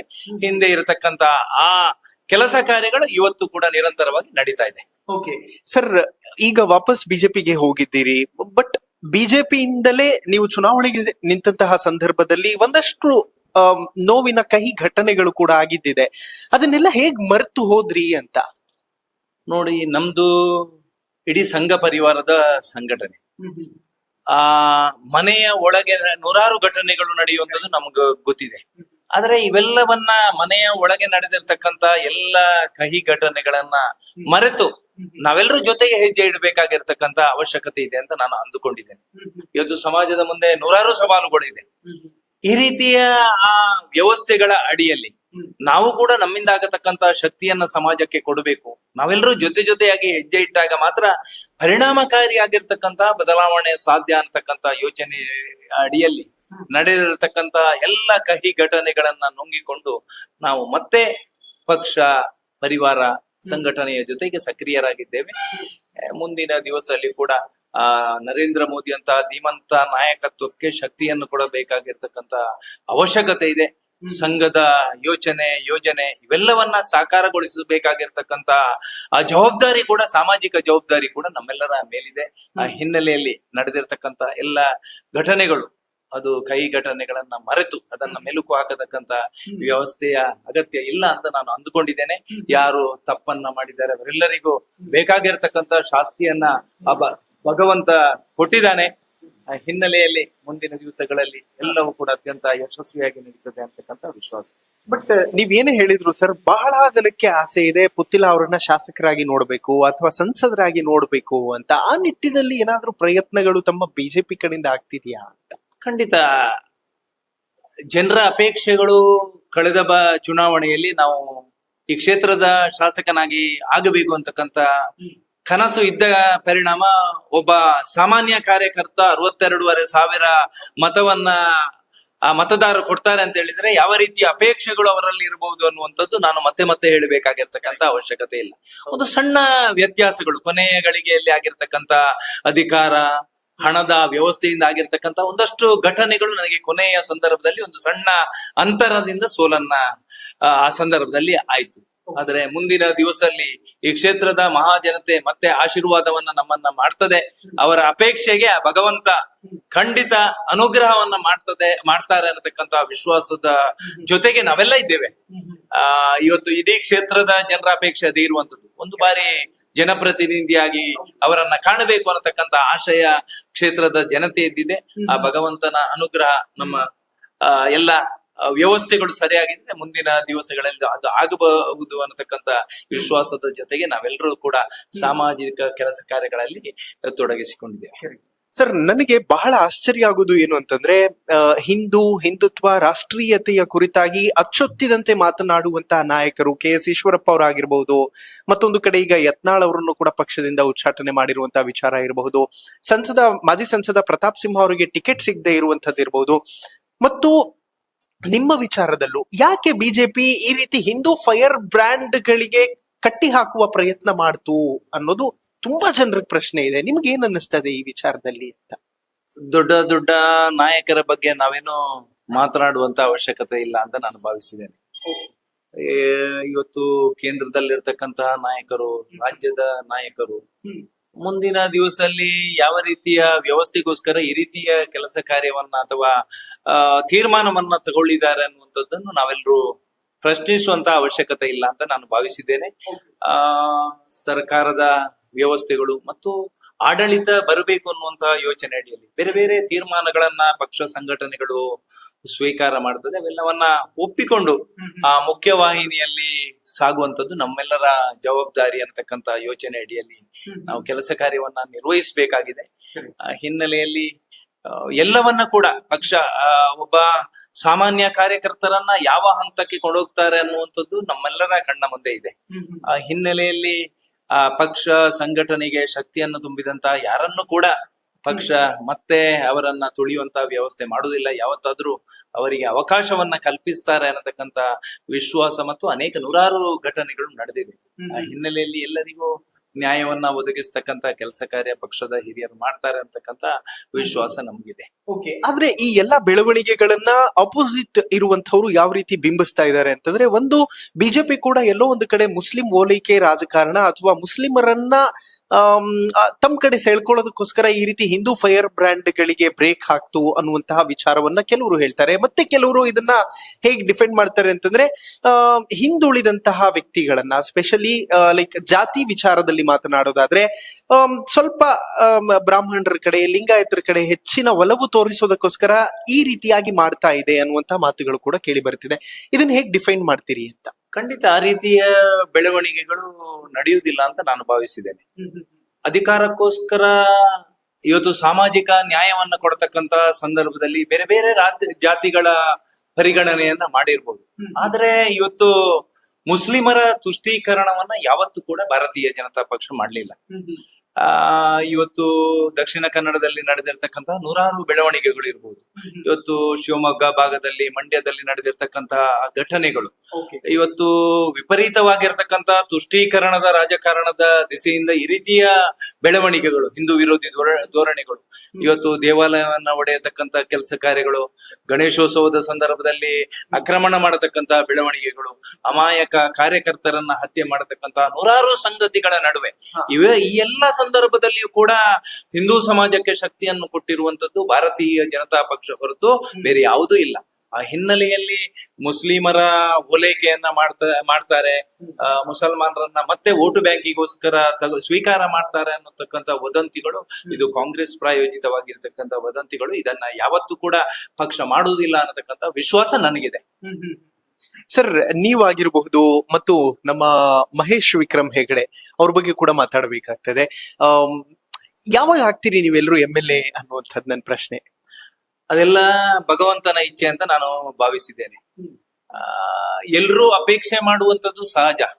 ಆದ್ರೆ ಪಕ್ಷ, ಸಂಘ, ಹಿರಿಯರು ಇವೆಲ್ಲರೂ ಕೂಡ ಸಾಮಾಜಿಕ ವ್ಯವಸ್ಥೆಯ ಜೊತೆಗೆ ಒಂದಷ್ಟು ಚಿಂತನೆಯನ್ನ ಮಾಡಿ ಯಾತಕ್ಕೋಸ್ಕರ ಮಾಡಬೇಕು ಅಂತಕ್ಕಂತ ಯೋಚನೆ ಅಡಿಯಲ್ಲಿ ತೀರ್ಮಾನವನ್ನ ತಗೊಂಡಿದ್ದಾರೆ. ಮುಂದಿನ ದಿವಸದಲ್ಲಿ ಎಲ್ರಿಗೂ ಕೂಡ ಅವಕಾಶ ಸಿಗಬಹುದು. ಸಮಾಜದ ಕೆಲಸವನ್ನ ಮಾಡಿರ್ತಕ್ಕಂತ ಎಲ್ರಿಗೂ ಕೂಡ ಅವಕಾಶ ಸಿಗಬಹುದು ಅನ್ನತಕ್ಕಂತ ವಿಶ್ವಾಸದ ಜೊತೆಗೆ ಎಲ್ಲರೂ ಕೂಡ ಇದ್ದಾರೆ. ಓಕೆ ಸರ್, ನನ್ಗೆ ಯಾವಾಗ್ಲೂ ಕೂಡ ಈ ಪ್ರಶ್ನೆ ಕಾಡ್ತಿರುತ್ತೆ. ನಮಗೆ ಸಹಜವಾಗಿ ಮನೆಯಲ್ಲಿ ನಾವು ನಿರೀಕ್ಷೆ ಮಾಡಿದ್ದು ಸಿಗದೆ ಇದ್ದಾಗ ಮುನಿಸಿಕೊಂಡು ಸಾಕಪ್ಪ ಕೇಳೋದ್ ಬೇಡ ಅನ್ನೋ ತರ ದೂರ ಆಗ್ಬಿಡ್ತೀವಿ.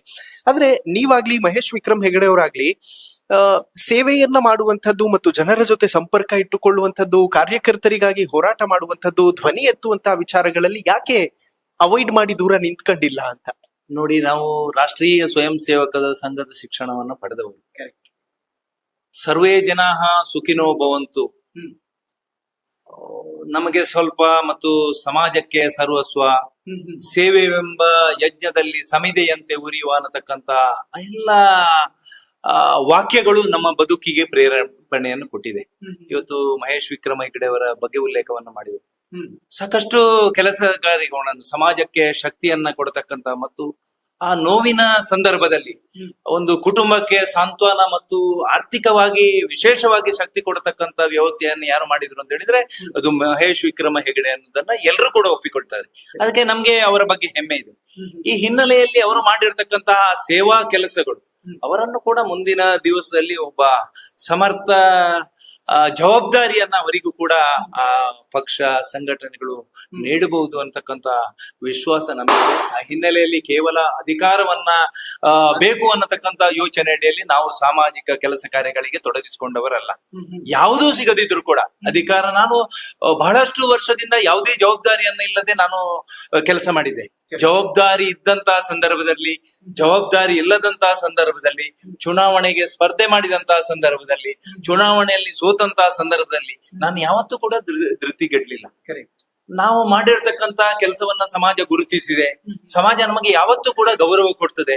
ಈ ವಿಶ್ವಾಸದಲ್ಲಿ ನಮ್ಮ ಬದುಕನ್ನ ಈ ಸಮಾಜಕ್ಕೆ ಅರ್ಪಣೆ ಮಾಡಿಕೊಂಡಿದ್ದೇವೆ ಹೊರತು ಅಧಿಕಾರ ಸಿಗ್ಲಿಲ್ಲ ಅನ್ನತಕ್ಕಂತ ಒಂದೇ ಒಂದು ಕಾರಣಕ್ಕೋಸ್ಕರ ನಾನು ಯಾವತ್ತೂ ಕೂಡ ಹಿಂದೆ ಬರುವುದೂ ಇಲ್ಲ, ಬರ್ಲೂ ಇಲ್ಲ. ಈ ಹಿನ್ನೆಲೆಯಲ್ಲಿ ನನಗೆ ವಿಶ್ವಾಸ ಇದೆ, ನಾನು ಮಾಡಿರ್ತಕ್ಕಂತ ಕೆಲಸ ಕಾರ್ಯಗಳು ಸರಿ ಇದೆ, ಅದಕ್ಕೋಸ್ಕರ ಕ್ಷೇತ್ರದ ಜನತೆ ನನ್ನನ್ನು ಸ್ವೀಕಾರ ಮಾಡಿದ್ದಾರೆ ಅನ್ನತಕ್ಕಂತ ವಿಶ್ವಾಸ ನನ್ನಲ್ಲಿದ್ದಂತ ಪರಿಣಾಮ ಇವತ್ತು ನಾನು ಸಕ್ರಿಯರಾಗಿ ಇವತ್ತು ಬೆಳಿಗ್ಗೆ 7-8 ಗಂಟೆಗೆ ಆಫೀಸಿಗೆ ಬಂದ್ರೆ ರಾತ್ರಿ 2 ಗಂಟೆಯ ತನಕ ಬೇರೆ ಬೇರೆ ಕೆಲಸ ಕಾರ್ಯಗಳ ದಿನನಿತ್ಯದ ಬದುಕು. ನನ್ನ 1-2 ದಿವಸದ ದಿನಚರಿ ಅಲ್ಲ, ಪ್ರತಿನಿತ್ಯ ಕೂಡ ಬೆಳಿಗ್ಗೆ ಸುಮಾರು 10ರಿಂದ 20 ಕಾರ್ಯಕ್ರಮಗಳು, ರಾತ್ರಿ 12-2 ಗಂಟೆಯವರೆಗೆ ದಿನನಿತ್ಯ ಬೇರೆ ಬೇರೆ ವ್ಯವಸ್ಥೆಗಳಲ್ಲಿ ಜೋಡಿಸಿಕೊಂಡು ನನ್ನ ಜೀವನವನ್ನ ಸಮಾಜಕ್ಕೆ ಅರ್ಪಿಸಿಕೊಂಡ ಪರಿಣಾಮ, ಕಾರ್ಯಕರ್ತರ ಜೊತೆಗಿದ್ದ ಪರಿಣಾಮ ನನ್ನನ್ನ ಜನ ಸ್ವೀಕಾರ ಮಾಡಿದ್ದಾರೆ.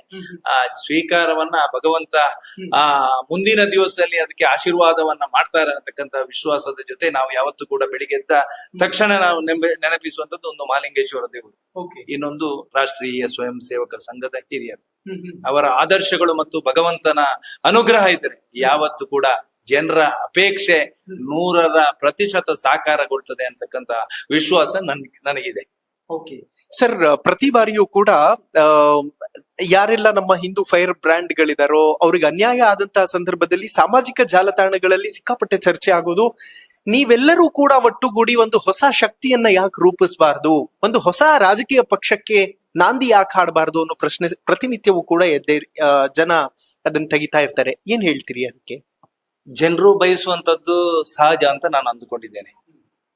ಈ ರೀತಿಯ ಘಟನೆಗಳು, ಬೇರೆ ಬೇರೆ ಘಟನೆಗಳು ನಡೆದಂತ ಸಂದರ್ಭದಲ್ಲಿ ನೂರಾರು ನಾಯಕರುಗಳು ಈ ರೀತಿಯ ವ್ಯವಸ್ಥೆಗಳನ್ನು ಮಾಡಿರುವಂತದ್ದು ನಮ್ಮ ಕಣ್ಣ ಮುಂದೆ ಇದೆ. ಈ ಹಿನ್ನೆಲೆಯಲ್ಲಿ ಒಂದು ಪಕ್ಷವನ್ನ ಮುನ್ನಡೆಸುವಂತದ್ದು ಅಷ್ಟು ಸುಲಭ ಸಾಧ್ಯವಾದಂತ ವಿಚಾರ ಅಲ್ಲ. ಇವತ್ತು ಯಡಿಯೂರಪ್ಪರವರು ಒಂದು ಪಕ್ಷವನ್ನ ಮಾಡಿದ್ರು, ಆ ನಂತರ ಮತ್ತೆ ಮಾತೃ ಪಕ್ಷಕ್ಕೆ ಸ್ವೀಕಾರ ಮಾಡಿ ಬಂದರು. ಆ ಹಿನ್ನೆಲೆಯಲ್ಲಿ ಹೊಸ ಪಕ್ಷವನ್ನ ಹುಟ್ಟು ಹಾಕುವಂಥದ್ದು ಮತ್ತು ಅದರನ್ನ ಭಾರಿ ಸಮಯದಲ್ಲಿ ಅದನ್ನ ಜೀವಂತವಾಗಿ ಇಡುವಂಥದ್ದು ಕಷ್ಟ ಸಾಧ್ಯ. ಆ ಹಿನ್ನೆಲೆಯಲ್ಲಿ ಯಾರು ಕೂಡ ಇದನ್ನು ಯೋಚನೆ ಮಾಡುವಂತಹ ಅವಶ್ಯಕತೆ ಇಲ್ಲ. ಇವತ್ತು ರಾಷ್ಟ್ರೀಯ ಪಕ್ಷಗಳು ಇದೆ, ಒಂದು ತತ್ವ ಸಿದ್ಧಾಂತ ಆದರ್ಶವನ್ನ ಇಟ್ಟುಕೊಂಡಿರ್ತಕ್ಕಂತ ಪಕ್ಷಗಳಿದೆ. ರಾಷ್ಟ್ರೀಯ ಪಕ್ಷಗಳಲ್ಲಿ ಗುರುತಿಸುವಂತ ಕೆಲಸ ಕಾರ್ಯ ಆಗಬೇಕು ಹೊರತು ಹೊಸ ಪಕ್ಷಗಳನ್ನ ಮಾಡಿ ಅದರಲ್ಲಿ ಕೆಲಸ ಮಾಡತಕ್ಕಂತ ಮತ್ತು ಅದರಲ್ಲಿ ಯಶಸ್ಸನ್ನ ಗಳಿಸತಕ್ಕಂತ ಸಾಧ್ಯತೆಗಳು ಭಾರಿ ಕಡಿಮೆ ಇದೆ. ಆ ಹಿನ್ನೆಲೆಯಲ್ಲಿ ಯಾರು ಕೂಡ ಇದನ್ನು ಯೋಚನೆ ಮಾಡತಕ್ಕಂತ ಅವಶ್ಯಕತೆ ಇಲ್ಲ ಅಂತ ನಾನು ಅಂದುಕೊಂಡಿದ್ದೀನಿ. ಸರ್, ಪ್ರಮೋದ್ ಮುತಾಲಿಕ್ ಅವರು ಹೇಳ್ತಾ ಇದ್ರು, ನಾನು ಅವ್ರ ಜೊತೆ ಮಾತಾಡ್ತಿರುವಾಗ ತೀರಾ ಬಡತನದಿಂದ ಬಂದಂಥವ್ ನಾನು ಅಂತೆಲ್ಲ ಹೇಳ್ತಾ ಇದ್ರು. ಸೊ ಇನ್ಫ್ಯಾಕ್ಟ್ ಕೆಲವೊಂದು ಲೈಕ್ ಫೈನಾನ್ಷಿಯಲ್ ಆಗಿ ಎದುರಿಸಿರುವಂತಹ ಒಂದಷ್ಟು ಸಮಸ್ಯೆಗಳನ್ನು ಕೂಡ ಹೇಳ್ಕೊತಾ ಇದ್ರು. ಪುತ್ತಿನ ಅವರು ಆ ತರದ್ ಯಾವ್ದಾದ್ರು ಆರ್ಥಿಕ ಸಮಸ್ಯೆಗಳು ಅಥವಾ ಲೈಕ್ ಈ ಕಷ್ಟವನ್ನ ಹೇಳ್ಕೊಳಕ್ ಆಗಲ್ಲ ನನಗೆ ಅನ್ನುವಂತಹ ಸನ್ನಿವೇಶಗಳನ್ನ ಎದುರಿಸಿದಾರ ಅಂತ? ಖಂಡಿತ. ನಾವು ಚುನಾವಣೆಯ ಸಂದರ್ಭದಲ್ಲಿ ನಾವು ಯಾವುದೇ ರೀತಿಯ ಚುನಾವಣೆಗೆ ಫಂಡ್ ಇಲ್ಲದೆ ಚುನಾವಣೆಗೆ ಸ್ಪರ್ಧಿಸತಕ್ಕಂತ ಸಂದರ್ಭ, ಈ ರೀತಿಯ ಘಟಾನುಘಟಿಗಳು 2 ರಾಷ್ಟ್ರೀಯ ಪಕ್ಷಗಳ ನಡುವೆ ಚುನಾವಣೆಯನ್ನ ಎದುರಿಸುವಂತದ್ದು ಭಾರಿ ಹಿಂಸೆಯನ್ನು ಕೊಟ್ಟಿದ್ದು. ನಮಗೆ ಹಣದ ವ್ಯವಸ್ಥೆ ಇರ್ಲಿಲ್ಲ, ಅಧಿಕಾರ ಇರ್ಲಿಲ್ಲ. ನಮಗೆ ಇದ್ದಿರುವಂತದ್ದು ಮಾತ್ರ ಒಬ್ಬ ಕಾರ್ಯಕರ್ತರನ್ನ ಗೆಲ್ಲಿಸಬೇಕು ಅನ್ನತಕ್ಕಂತ ಮನಸ್ಥಿತಿ ಕಾರ್ಯಕರ್ತರಲ್ಲಿ ಮತ್ತು ಮತದಾರರಲ್ಲಿ ಇದ್ದದ್ದು ಬಿಟ್ಟರೆ ಬೇರೆ ಯಾವುದೂ ಇರ್ಲಿಲ್ಲ. ಆ ಹಿನ್ನೆಲೆಯಲ್ಲಿ ನಮಗೆ ಚುನಾವಣೆಯ ಸಂದರ್ಭದಲ್ಲಿ ಬಹಿರಂಗ ಸಭೆಯನ್ನ ಮಾಡತಕ್ಕಂತ ಸಂದರ್ಭದಲ್ಲಿ ಭಾರಿ ನೋವಾಯ್ತು. ಆ ಸಂದರ್ಭದಲ್ಲಿ ಕಣ್ಣೀರಿಟ್ಟಂತ ಪರಿಣಾಮ ಸುಮಾರು 30ರಿಂದ 50 ಲಕ್ಷ ರೂಪಾಯಿಯನ್ನ ಈ ಕ್ಷೇತ್ರದ ಜನರು ಮತದಾರರು ಕೊಟ್ಟು ನಮ್ಮ ಆ ಚುನಾವಣೆಗೆ ಶಕ್ತಿಯನ್ನ ಕೊಡತಕ್ಕಂತ ಮತ್ತು ನಮ್ಮ ಮರ್ಯಾದೆಯನ್ನ ಉಳಿಸತಕ್ಕಂತ ಕೆಲಸ ಕಾರ್ಯವನ್ನು ಮಾಡಿದ್ರು. ಅದು ಯಾವತ್ತು ಕೂಡ ನನ್ನ ಮನಸ್ಸಿನಲ್ಲಿ ಯಾವತ್ತು ಕೂಡ ನೆನಪಿನಲ್ಲಿದೆ. ಏನ್ ಹೇಳ್ತೀರಿ ಸರ್, ಜನ ತೋರಿಸುವಂತಹ ಪ್ರೀತಿ, ಅದರಲ್ಲೂ ಕೂಡ ವಿಶೇಷವಾಗಿ ದೇಶಭಕ್ತರು ತೋರಿಸುವಂತಹ ಈ ಪ್ರೀತಿಯ ಪರಿಯ ಬಗ್ಗೆ? ಖಂಡಿತ. ಇವತ್ತು ಕಾರ್ಯಕರ್ತರು ಎಲ್ಲವನ್ನ ಬಿಟ್ಟು ಸಮಾಜದಲ್ಲಿ ತೊಡಗಿಸಿಕೊಂಡವರು, ಮನೆ ಮಠ ಮನೆಯವರು ಎಲ್ಲರನ್ನ ಬಿಟ್ಟು ಈ ಸಮಾಜದ ಸೇವೆಯನ್ನ ಮಾಡಬೇಕು ಅಂತಕ್ಕಂತ ಯೋಚನೆ ಅಡಿಯಲ್ಲಿ ಬಹಳಷ್ಟು ವರ್ಷಗಳಿಂದ ಕೆಲಸ ಮಾಡಿರ್ತಕ್ಕಂತ ಪರಿಣಾಮ ಇವತ್ತು ಪಕ್ಷ ಬೆಳೆದಿರುವಂತದ್ದು, ಸಂಘ ಬೆಳೆದಿರುವಂತದ್ದು, ಆ ತ್ಯಾಗ ತ್ಯಾಗದ ಮನೋಭಾವದಿಂದ ಇವತ್ತು ಬೆಳೆದಿದೆ. ಇವತ್ತು ಆ ಹಿನ್ನೆಲೆಯಲ್ಲಿ ಆ ಕಾರ್ಯಕರ್ತರ ನೋವು, ಅವರು ಅನೇಕ ವರ್ಷದಿಂದ ಮಾಡಿರ್ತಕ್ಕಂತ ಕೆಲಸ ಕಾರ್ಯಗಳು, ನೋವುಗಳು ಒಬ್ಬ ಸಾಮಾನ್ಯ ಕಾರ್ಯಕರ್ತನ ಬದುಕಿನಲ್ಲಿ ಬಂದ್ರೆ ಹೇಗೆ ಅಂತಕ್ಕಂತ ಯೋಚನೆ ಅಡಿಯಲ್ಲಿ ನಮ್ಮನ್ನು ಜನಪ್ರತಿನಿಧಿಯಾಗಿ ಮಾಡ್ಲೇಬೇಕು ಅಂತಕ್ಕಂತ ಅವರ ಆ ಸಂಕಲ್ಪ ಆ ಮೊನ್ನೆಯ ಚುನಾವಣೆಯ ಸಂದರ್ಭದಲ್ಲಿ ನಡೆದಿರುವಂತದ್ದು. ಆ ಹಿನ್ನೆಲೆಯಲ್ಲಿ ಆ ತ್ಯಾಗ, ಈ ರೀತಿಯ ಮಾನಸಿಕತೆ ಕಾರ್ಯಕರ್ತರಲ್ಲಿ ಇದ್ದಿರತಕ್ಕಂತ ಪರಿಣಾಮಕ್ಕೋಸ್ಕರ ನಾವು ಆ ಚುನಾವಣೆಯ ಸಂದರ್ಭದಲ್ಲಿ ಯಾವುದು ಕೂಡ ಸಲೀಸಾಗಿ ಆ ಚುನಾವಣೆಯನ್ನ ಎದುರಿಸಿ ನಮ್ಮ ಗುರಿಯನ್ನ ಸಾಧಿಸ್ತಕ್ಕಂತ ಕೆಲಸ ಕಾರ್ಯವನ್ನು ಮಾಡಿದೆವು. ಅವತ್ತು ಕೊಟ್ಟಿರತಕ್ಕಂತ ಆ ಪ್ರೀತಿ, ವಿಶ್ವಾಸ, ಸಹಕಾರವನ್ನು ನಾನು ಯಾವತ್ತು ಕೂಡ ಮರೀಲಿಕ್ಕೆ ಸಾಧ್ಯನೇ ಇಲ್ಲ. ಅವರ ಆಶಯಗಳು, ಅವರೆಲ್ಲರ ಅಪೇಕ್ಷೆಗಳು ಇರುವಂತದ್ದು ಒಂದೇ, ಬೇರೆ ಯಾವ್ದು ಇರ್ಲಿಲ್ಲ. ಒಮ್ಮೆ ಜನಪ್ರತಿನಿಧಿಯಾಗಿ ಮಾಡಬೇಕು ಅಂತಕ್ಕಂತ ಆಶಯ ಇತ್ತು. ಅದರ ಪರಿಣಾಮ ಅದು ಯಶಸ್ವಿಯಾಗಿ ನಾವು ನಿಭಾಯಿಸ್ತಕ್ಕಂತ ಕೆಲಸ ಕಾರ್ಯವನ್ನು ಮಾಡಿದ್ವಿ. ಸರ್, ರಾಜಕೀಯವಾಗಿ ಯಾರು ಇದನ್ನ ಹೇಗ್ ನೋಡ್ತಾರೋ ನನಗ್ ಗೊತ್ತಿಲ್ಲ. ಆದ್ರೆ ತುಂಬಾ ಜನಕ್ಕೆ ಇದು ಅಸ್ಮಿತೆಯ ಪ್ರಶ್ನೆ ಮತ್ತು ನಮ್ಮ ಧರ್ಮದ ಉಳಿವಿಗಾಗಿ ನಾವು ಹೋರಾಡ್ತಾ ಇದ್ದೀವಿ, ಎಲ್ಲೋ ಒಂದು ಕಡೆ ಅನ್ಯಾಯ ಆಯ್ತು, ಒಂದು ಒಂದು ಒಂದು ದೊಡ್ಡ ಪ್ರಯತ್ನ ವ್ಯರ್ಥ ಆಯ್ತು ಅನ್ನುವಂತಹ ಕೊರಗು ಎಲ್ಲರಲ್ಲೂ ಕೂಡ ಇದೆ. ನಿಮ್ಮಲ್ಲಿ ಆ ಕೊರಗು ಇನ್ನೂ ಕೂಡ ಇದೆಯಾ ಅಂತ? ಖಂಡಿತ ಇರ್ಬೋದು. ಮಾಡಿರ್ತಕ್ಕಂತ ಕೆಲಸ ಕಾರ್ಯಗಳು, ಆ ಚುನಾವಣೆಯ ಸಂದರ್ಭದಲ್ಲಿ ಮಾಡಿರ್ತಕ್ಕಂತ ರೀತಿಯ ಕೆಲಸಗಳು ಅದಕ್ಕೆ ಫಲವನ್ನು ಕೊಡ್ಲಿಲ್ಲ ಅಂತಕ್ಕಂಥ ನೋವು ಸ್ವಲ್ಪ ಜನರಲ್ಲಿ ಇರ್ಬೋದು. ಆದ್ರೆ ಅದು ಆ ಛಲವನ್ನು ಇವತ್ತಿನವರೆಗೂ ಕೂಡ ಅವರು ಬಿಡ್ಲಿಲ್ಲ. ಮುಂದಿನ ದಿವಸದಲ್ಲಿ ಆ ಛಲವನ್ನ ಸಾಧಿಸಿಯೇ ತೀರ್ತೇವೆ ಅಂತಕ್ಕಂಥ ಯೋಚನೆ ಅಡಿಯಲ್ಲಿ ಅವರೆಲ್ಲರೂ ಇದ್ದಿರ್ತಕ್ಕಂಥ ಪರಿಣಾಮಕ್ಕೆ ನಮ್ಮ ಪರಿವಾರ ಸಂಘಟನೆ ಇವತ್ತು ಅತ್ಯಂತ ಯಶಸ್ವಿಯಾಗಿ ಬೆಳೆದಿದೆ. ಮುಂದಿನ ದಿವಸದಲ್ಲಿ ಅವರೆಲ್ಲರ ಆಶೀರ್ವಾದ ಮಾಡ್ತಾರೆ ಅಂತಕ್ಕಂಥ ವಿಶ್ವಾಸದ ಜೊತೆಗೆ ನಾವೆಲ್ಲಿದ್ದೀವಿ. ಸರ್, ಪ್ರವೀಣ್ ನೆಟ್ಟಾರು ಹತ್ಯೆ ಆಗಿರ್ಬಹುದು, ಹರ್ಷ ಹತ್ಯೆ ಆಗಿರ್ಬಹುದು, ಇತ್ತೀಚೆಗೆ ನಡೆದಂತಹ ಸುಹಾಸ್ ಹತ್ಯೆ ಆಗಿರ್ಬಹುದು, ಈ ರೀತಿ ಸಾಲು ಸಾಲು ಹತ್ಯೆಗಳು ಸ್ಪೆಷಲಿ ನಮ್ಮ ಸೌತ್ ಕೇಂದ್ರದಲ್ಲಿ ರಿಪೀಟೆಡ್ಲಿ ಆಗ್ತಾ ಇದೆ. ಯಾವ ಕಡಿವಾಣ ಇದಕ್ಕೆಲ್ಲ ಅಂತ? ಯಾಕೆಂತಂದ್ರೆ ಬಿಜೆಪಿ ಅಧಿಕಾರದಲ್ಲಿ ಇದ್ದಾಗಲೂ ಕೊಲೆಗಳಾಗಿದೆ, ಕಾಂಗ್ರೆಸ್ ಅಧಿಕಾರದಲ್ಲಿದ್ದಾಗಲೂ ಕೊಲೆಗಳಾಗಿದೆ. ಪ್ರಾಯಶಃ ಇವತ್ತು ಅನೇಕ ಮತೀಯವಾದಿ ಸಂಘಟನೆಗಳು ಈ ರಾಷ್ಟ್ರವನ್ನ ಇಸ್ಲಾಂ ರಾಷ್ಟ್ರವಾಗಿ ಮಾಡಬೇಕು, 2047ರ ಅವಧಿಗೆ ಇಸ್ಲಾಂ ರಾಷ್ಟ್ರವಾಗಿ ಮಾಡಬೇಕು ಅಂತಕ್ಕಂಥ ಯೋಚನೆ ಅಡಿಯಲ್ಲಿ ಬೇರೆ ಬೇರೆ ಸಮಾಜದ ವಿರೋಧಿ ಕೆಲಸವನ್ನ ಮಾಡ್ತಾ ಇದೆ. ಅದು ಭಯೋತ್ಪಾದನೆ ಇರ್ಬೋದು, ಬೇರೆ ಬೇರೆ ರೀತಿಯಲ್ಲಿ ಹೋರಾಟಗಳನ್ನ, ಸಂಘರ್ಷಗಳನ್ನ ಮಾಡ್ತಾ ಇದ್ದಾರೆ. ಇವತ್ತು ಸರ್ಕಾರ ಕೂಡ ತುಷ್ಟೀಕರಣವಾಗಿರದ ರಾಜಕಾರಣದಿಂದ ಅಧಿಕಾರವನ್ನ ಪಡಿಬೇಕು ಅಂತಕ್ಕಂಥ ಯೋಚನೆ ಅಡಿಯಲ್ಲಿ ವಿಪರೀತವಾಗಿರತಕ್ಕಂತ ತುಷ್ಟೀಕರಣದ ಆ ಕಾರಣದಿಂದಲೇ ಇವತ್ತು ನೂರಾರು ಕಹಿ ಘಟನೆಗಳು ಆಗಿರುವಂತದ್ದು. ಅದು ಹತ್ಯೆಗಳು ಇರ್ಬೋದು, ಧರ್ಮ ವಿರೋಧಿ ಚಟುವಟಿಕೆಗಳು ಇರ್ಬೋದು, ಈ ರೀತಿಯ ಘಟನೆಗಳು ಆಗಿರುವಂತದ್ದು ನೀವೆಲ್ಲರೂ ಯೋಚನೆ ಮಾಡಿದಂತೆ ಅಧಿಕಾರಕ್ಕೋಸ್ಕರ ಮತ್ತು ತುಷ್ಟೀಕರಣದ ರಾಜಕಾರಣದಿಂದಲೇ ಈ ಬೆಳವಣಿಗೆಗಳು ಆದದ್ದು ಹೊರತುಪಡಿಸಿದ್ರೆ ಬೇರೆ ಯಾವುದರಿಂದಲೂ ಅಲ್ಲ. ಆ ಹಿನ್ನೆಲೆಯಲ್ಲಿ ರಾಜಕಾರಣದಲ್ಲಿ ಇದಕ್ಕೆ ಉತ್ತರವನ್ನು ಕೊಡಬೇಕಾಗಿರ್ತಕ್ಕಂಥ ಅವಶ್ಯಕತೆ ಇದೆ ಅನ್ನೋದನ್ನ ನಾನು ಹೇಳುವಂಥದ್ದು. ಬೇರೆ ಯಾವುದರಿಂದಲೂ ಇದನ್ನ ನಿಗ್ರಹ ಮಾಡ್ಲಿಕ್ಕೆ ಸಾಧ್ಯ ಇಲ್ಲ. ಮತ ಬ್ಯಾಂಕಿಗೋಸ್ಕರ ಅದನ್ನ ಒಂದು ಹತ್ಯೆಯನ್ನ ಸಮರ್ಥನೆ ಮಾಡತಕ್ಕಂತ ಕೆಲಸ ಒಬ್ಬ ರಾಜಕಾರಣಿಯಿಂದ ಆಗ್ತದೆ ಅಂತ ಹೇಳಿ, ಆದರೆ ಈ ರೀತಿಯ ಘಟನೆಗಳು ನಿಲ್ಲಿಕ್ಕೆ ಸಾಧ್ಯನೇ ಇಲ್ಲ. ಆ ಹಿನ್ನೆಲೆಯಲ್ಲಿ ಮುಂದಿನ ದಿವಸದಲ್ಲಿ ಈ ರಾಷ್ಟ್ರದ ಮೇಲಿನ ಪ್ರೀತಿ, ವಿಶ್ವಾಸ, ಜಗತ್ತಿಗೆ ನೇತೃತ್ವವನ್ನು ಕೊಡಬೇಕು ಅನ್ನುವಂತ ಆ ಯೋಚನೆ ಇವೆಲ್ಲವೂ ಕೂಡ ಸಾಮಾನ್ಯ ಕಾರ್ಯಕರ್ತರಲ್ಲಿ ಬಂದಾಗ ಅದು ಮತವಾಗಿ ಮತ್ತೆ ಪರಿವರ್ತನೆ ಆಗ್ಲಿಕ್ಕೆ ಸಾಧ್ಯ. ಈ ರೀತಿಯ ಘಟನೆಗಳಿಗೆ ಕಡಿವಾಣವನ್ನ ಹಾಕ್ಲಿಕ್ಕೆ ಸಾಧ್ಯ ಅನ್ನುವಂತ ನಿಟ್ಟಿನಲ್ಲಿ ಇವತ್ತು ಕೆಲಸ ಕಾರ್ಯಗಳನ್ನ ಎಲ್ಲರೂ ಮಾಡಬೇಕಾಗಿದೆ. ಹಿನ್ನೆಲೆಯಲ್ಲಿ ಶಾಂತಿ, ಸಹೋದರತೆ ಇದ್ರೆ ಮಾತ್ರ ಎಲ್ಲರ ಬದುಕು ಮತ್ತು ಅಭಿವೃದ್ಧಿ ಸಾಧ್ಯ. ಇವತ್ತು ಈ ರೀತಿಯ ಘಟನೆಗಳು ನಡೆದರೆ ಅಭಿವೃದ್ಧಿ ಆಗ್ಲಿಕ್ಕೆ ಸಾಧ್ಯನೇ ಇಲ್ಲ. ನಿರಂತರವಾಗಿ ಭಯದ ವಾತಾವರಣದ ಬದುಕು, ಅಧಿಕಾರಕ್ಕೋಸ್ಕರ ಬೇರೆ ಬೇರೆ ರೀತಿಯ ಚಟುವಟಿಕೆಗಳಿಗೆ ಪ್ರೇರೇಪಣೆಯನ್ನ ಕೊಡತಕ್ಕಂತ ವಿದ್ಯಮಾನಗಳು, ಈ ರೀತಿಯ ಘಟನೆಗಳು ನಿರಂತರವಾಗಿ ನಡೆಯುವಂತಹ ವ್ಯವಸ್ಥೆ ಆಗ್ತದೆ. ಹಿನ್ನೆಲೆಯಲ್ಲಿ ಇವತ್ತು ಜನವೇ ತೀರ್ಮಾನ ಮಾಡಬೇಕಾಗಿದೆ. ಮುಂದಿನ ದಿವಸದಲ್ಲಿ ಇವೆಲ್ಲವೂ ಶಾಂತಿ ನೆಲೆಸಬೇಕಾಗಿದ್ರೆ, ಸೌಹಾರ್ದತೆಯ ಬದುಕು ಸಮಾಜದಲ್ಲಿ ಇರ್ಬೇಕಾದ್ರೆ ನಾವು ಏನು ಮಾಡಬೇಕು ಅಂತಕ್ಕಂಥ ಸಂಕಲ್ಪವನ್ನು ಮಾಡಿದಾಗ ಮಾತ್ರ ಇದು ನಿಲ್ಲಿಕ್ಕೆ ಸಾಧ್ಯ ಅನ್ನುವಂಥದ್ದು. ಸರ್, ಹರ್ಷ ಹತ್ಯೆ ಆದಾಗ ಆಗಿರ್ಬೋದು, ಪ್ರವೀಣ್ ನೆಟ್ಟಾರು ಹತ್ಯೆ ಆಗಿರುವಂತಹ ವಿಚಾರ ಆಗಿರಬಹುದು, ಅಥವಾ ಈಗ ಬಂಟ್ವಾಳದಲ್ಲಿ ನಡೆದಿರುವಂತಹ ರಹೀಂ ಹತ್ಯೆ ಆಗಿರ್ಬೋದು, ಫಾಜಿಲ್ ಹತ್ಯೆ ಆಗಿರಬಹುದು, ಸಾಯೋದೆಲ್ಲರೂ ಕೂಡ ತೀರಾ ಬಡತನದಲ್ಲಿರುವಂತಹ ಹಿಂದುಳಿದಂತಹ ವರ್ಗದ ಮಕ್ಕಳೇ ಹೊರತು ರಾಜಕಾರಣಿಗಳ ಮಕ್ಕಳು ಯಾರು ಕೂಡ ಈ ತರ ಆಗಲ್ಲ, ಮತ್ತು ಯಾರೋ ಒಬ್ಬ ಮುಖಂಡನ ಮಕ್ಕಳು ಯಾರು ಕೂಡ ಈ ರೀತಿಯಾಗಿ ಆಗೋದಿಲ್ಲ ಅನ್ನುವಂತಹ ಪ್ರಶ್ನೆಗಳು ಪ್ರತಿ ಬಾರಿಯೂ ಕೂಡ ಸೋಷಿಯಲ್ ಮೀಡಿಯಾದಲ್ಲಿ ಪ್ರತಿಧ್ವನಿಸ್ತಾ ಇರುತ್ತೆ. ಸೊ ಏನ್ ಹೇಳ್ತೀರಿ ಈ ತರದ ವಿಚಾರಗಳಿಗೆ? ಈ ರೀತಿಯ ಘಟನೆಗಳು ನಡೆದಂತಹ ಸಂದರ್ಭದಲ್ಲಿ ಚರ್ಚೆಗಳು, ಈ ರೀತಿಯ ವಾಟ್ಸ್ಆಪ್ ಫೇಸ್ಬುಕ್ಗಳಲ್ಲಿ ಬರೆದಿರುವಂತದ್ದು ಆಗುವಂತದ್ದು ಅನೇಕ ಸಂದರ್ಭದಲ್ಲಿ ನಾವೆಲ್ಲ ಗಮನಿಸಿದ್ದೇವೆ. ಆದರೆ ಆ ರೀತಿಯ ಮಾನಸಿಕತೆ ಯಾರಲ್ಲೂ ಇಲ್ಲ. ಯಾರನ್ನ ಒಬ್ಬನನ್ನ ಬಲಿದಾನ ಮಾಡಿ ಸಂಘಟನೆಯನ್ನ ಮಾಡಬೇಕು, ಯಾರೊಬ್ಬನನ್ನ ಈ ರೀತಿಯ ಕೆಲಸ ಕಾರ್ಯಗಳಿಗೆ ಪ್ರೇರೇಪಣೆಯನ್ನು ಕೊಟ್ಟು ಅವನ ಬಲಿಯನ್ನ ಕೊಡಬೇಕು ಅಂತಕ್ಕಂಥ ಯೋಚನೆ ಅಡಿಯಲ್ಲಿ ಯಾವ ಸಂಘಟನೆಗಳು ಕೂಡ ಕೆಲಸವನ್ನ ಮಾಡೋದಿಲ್ಲ.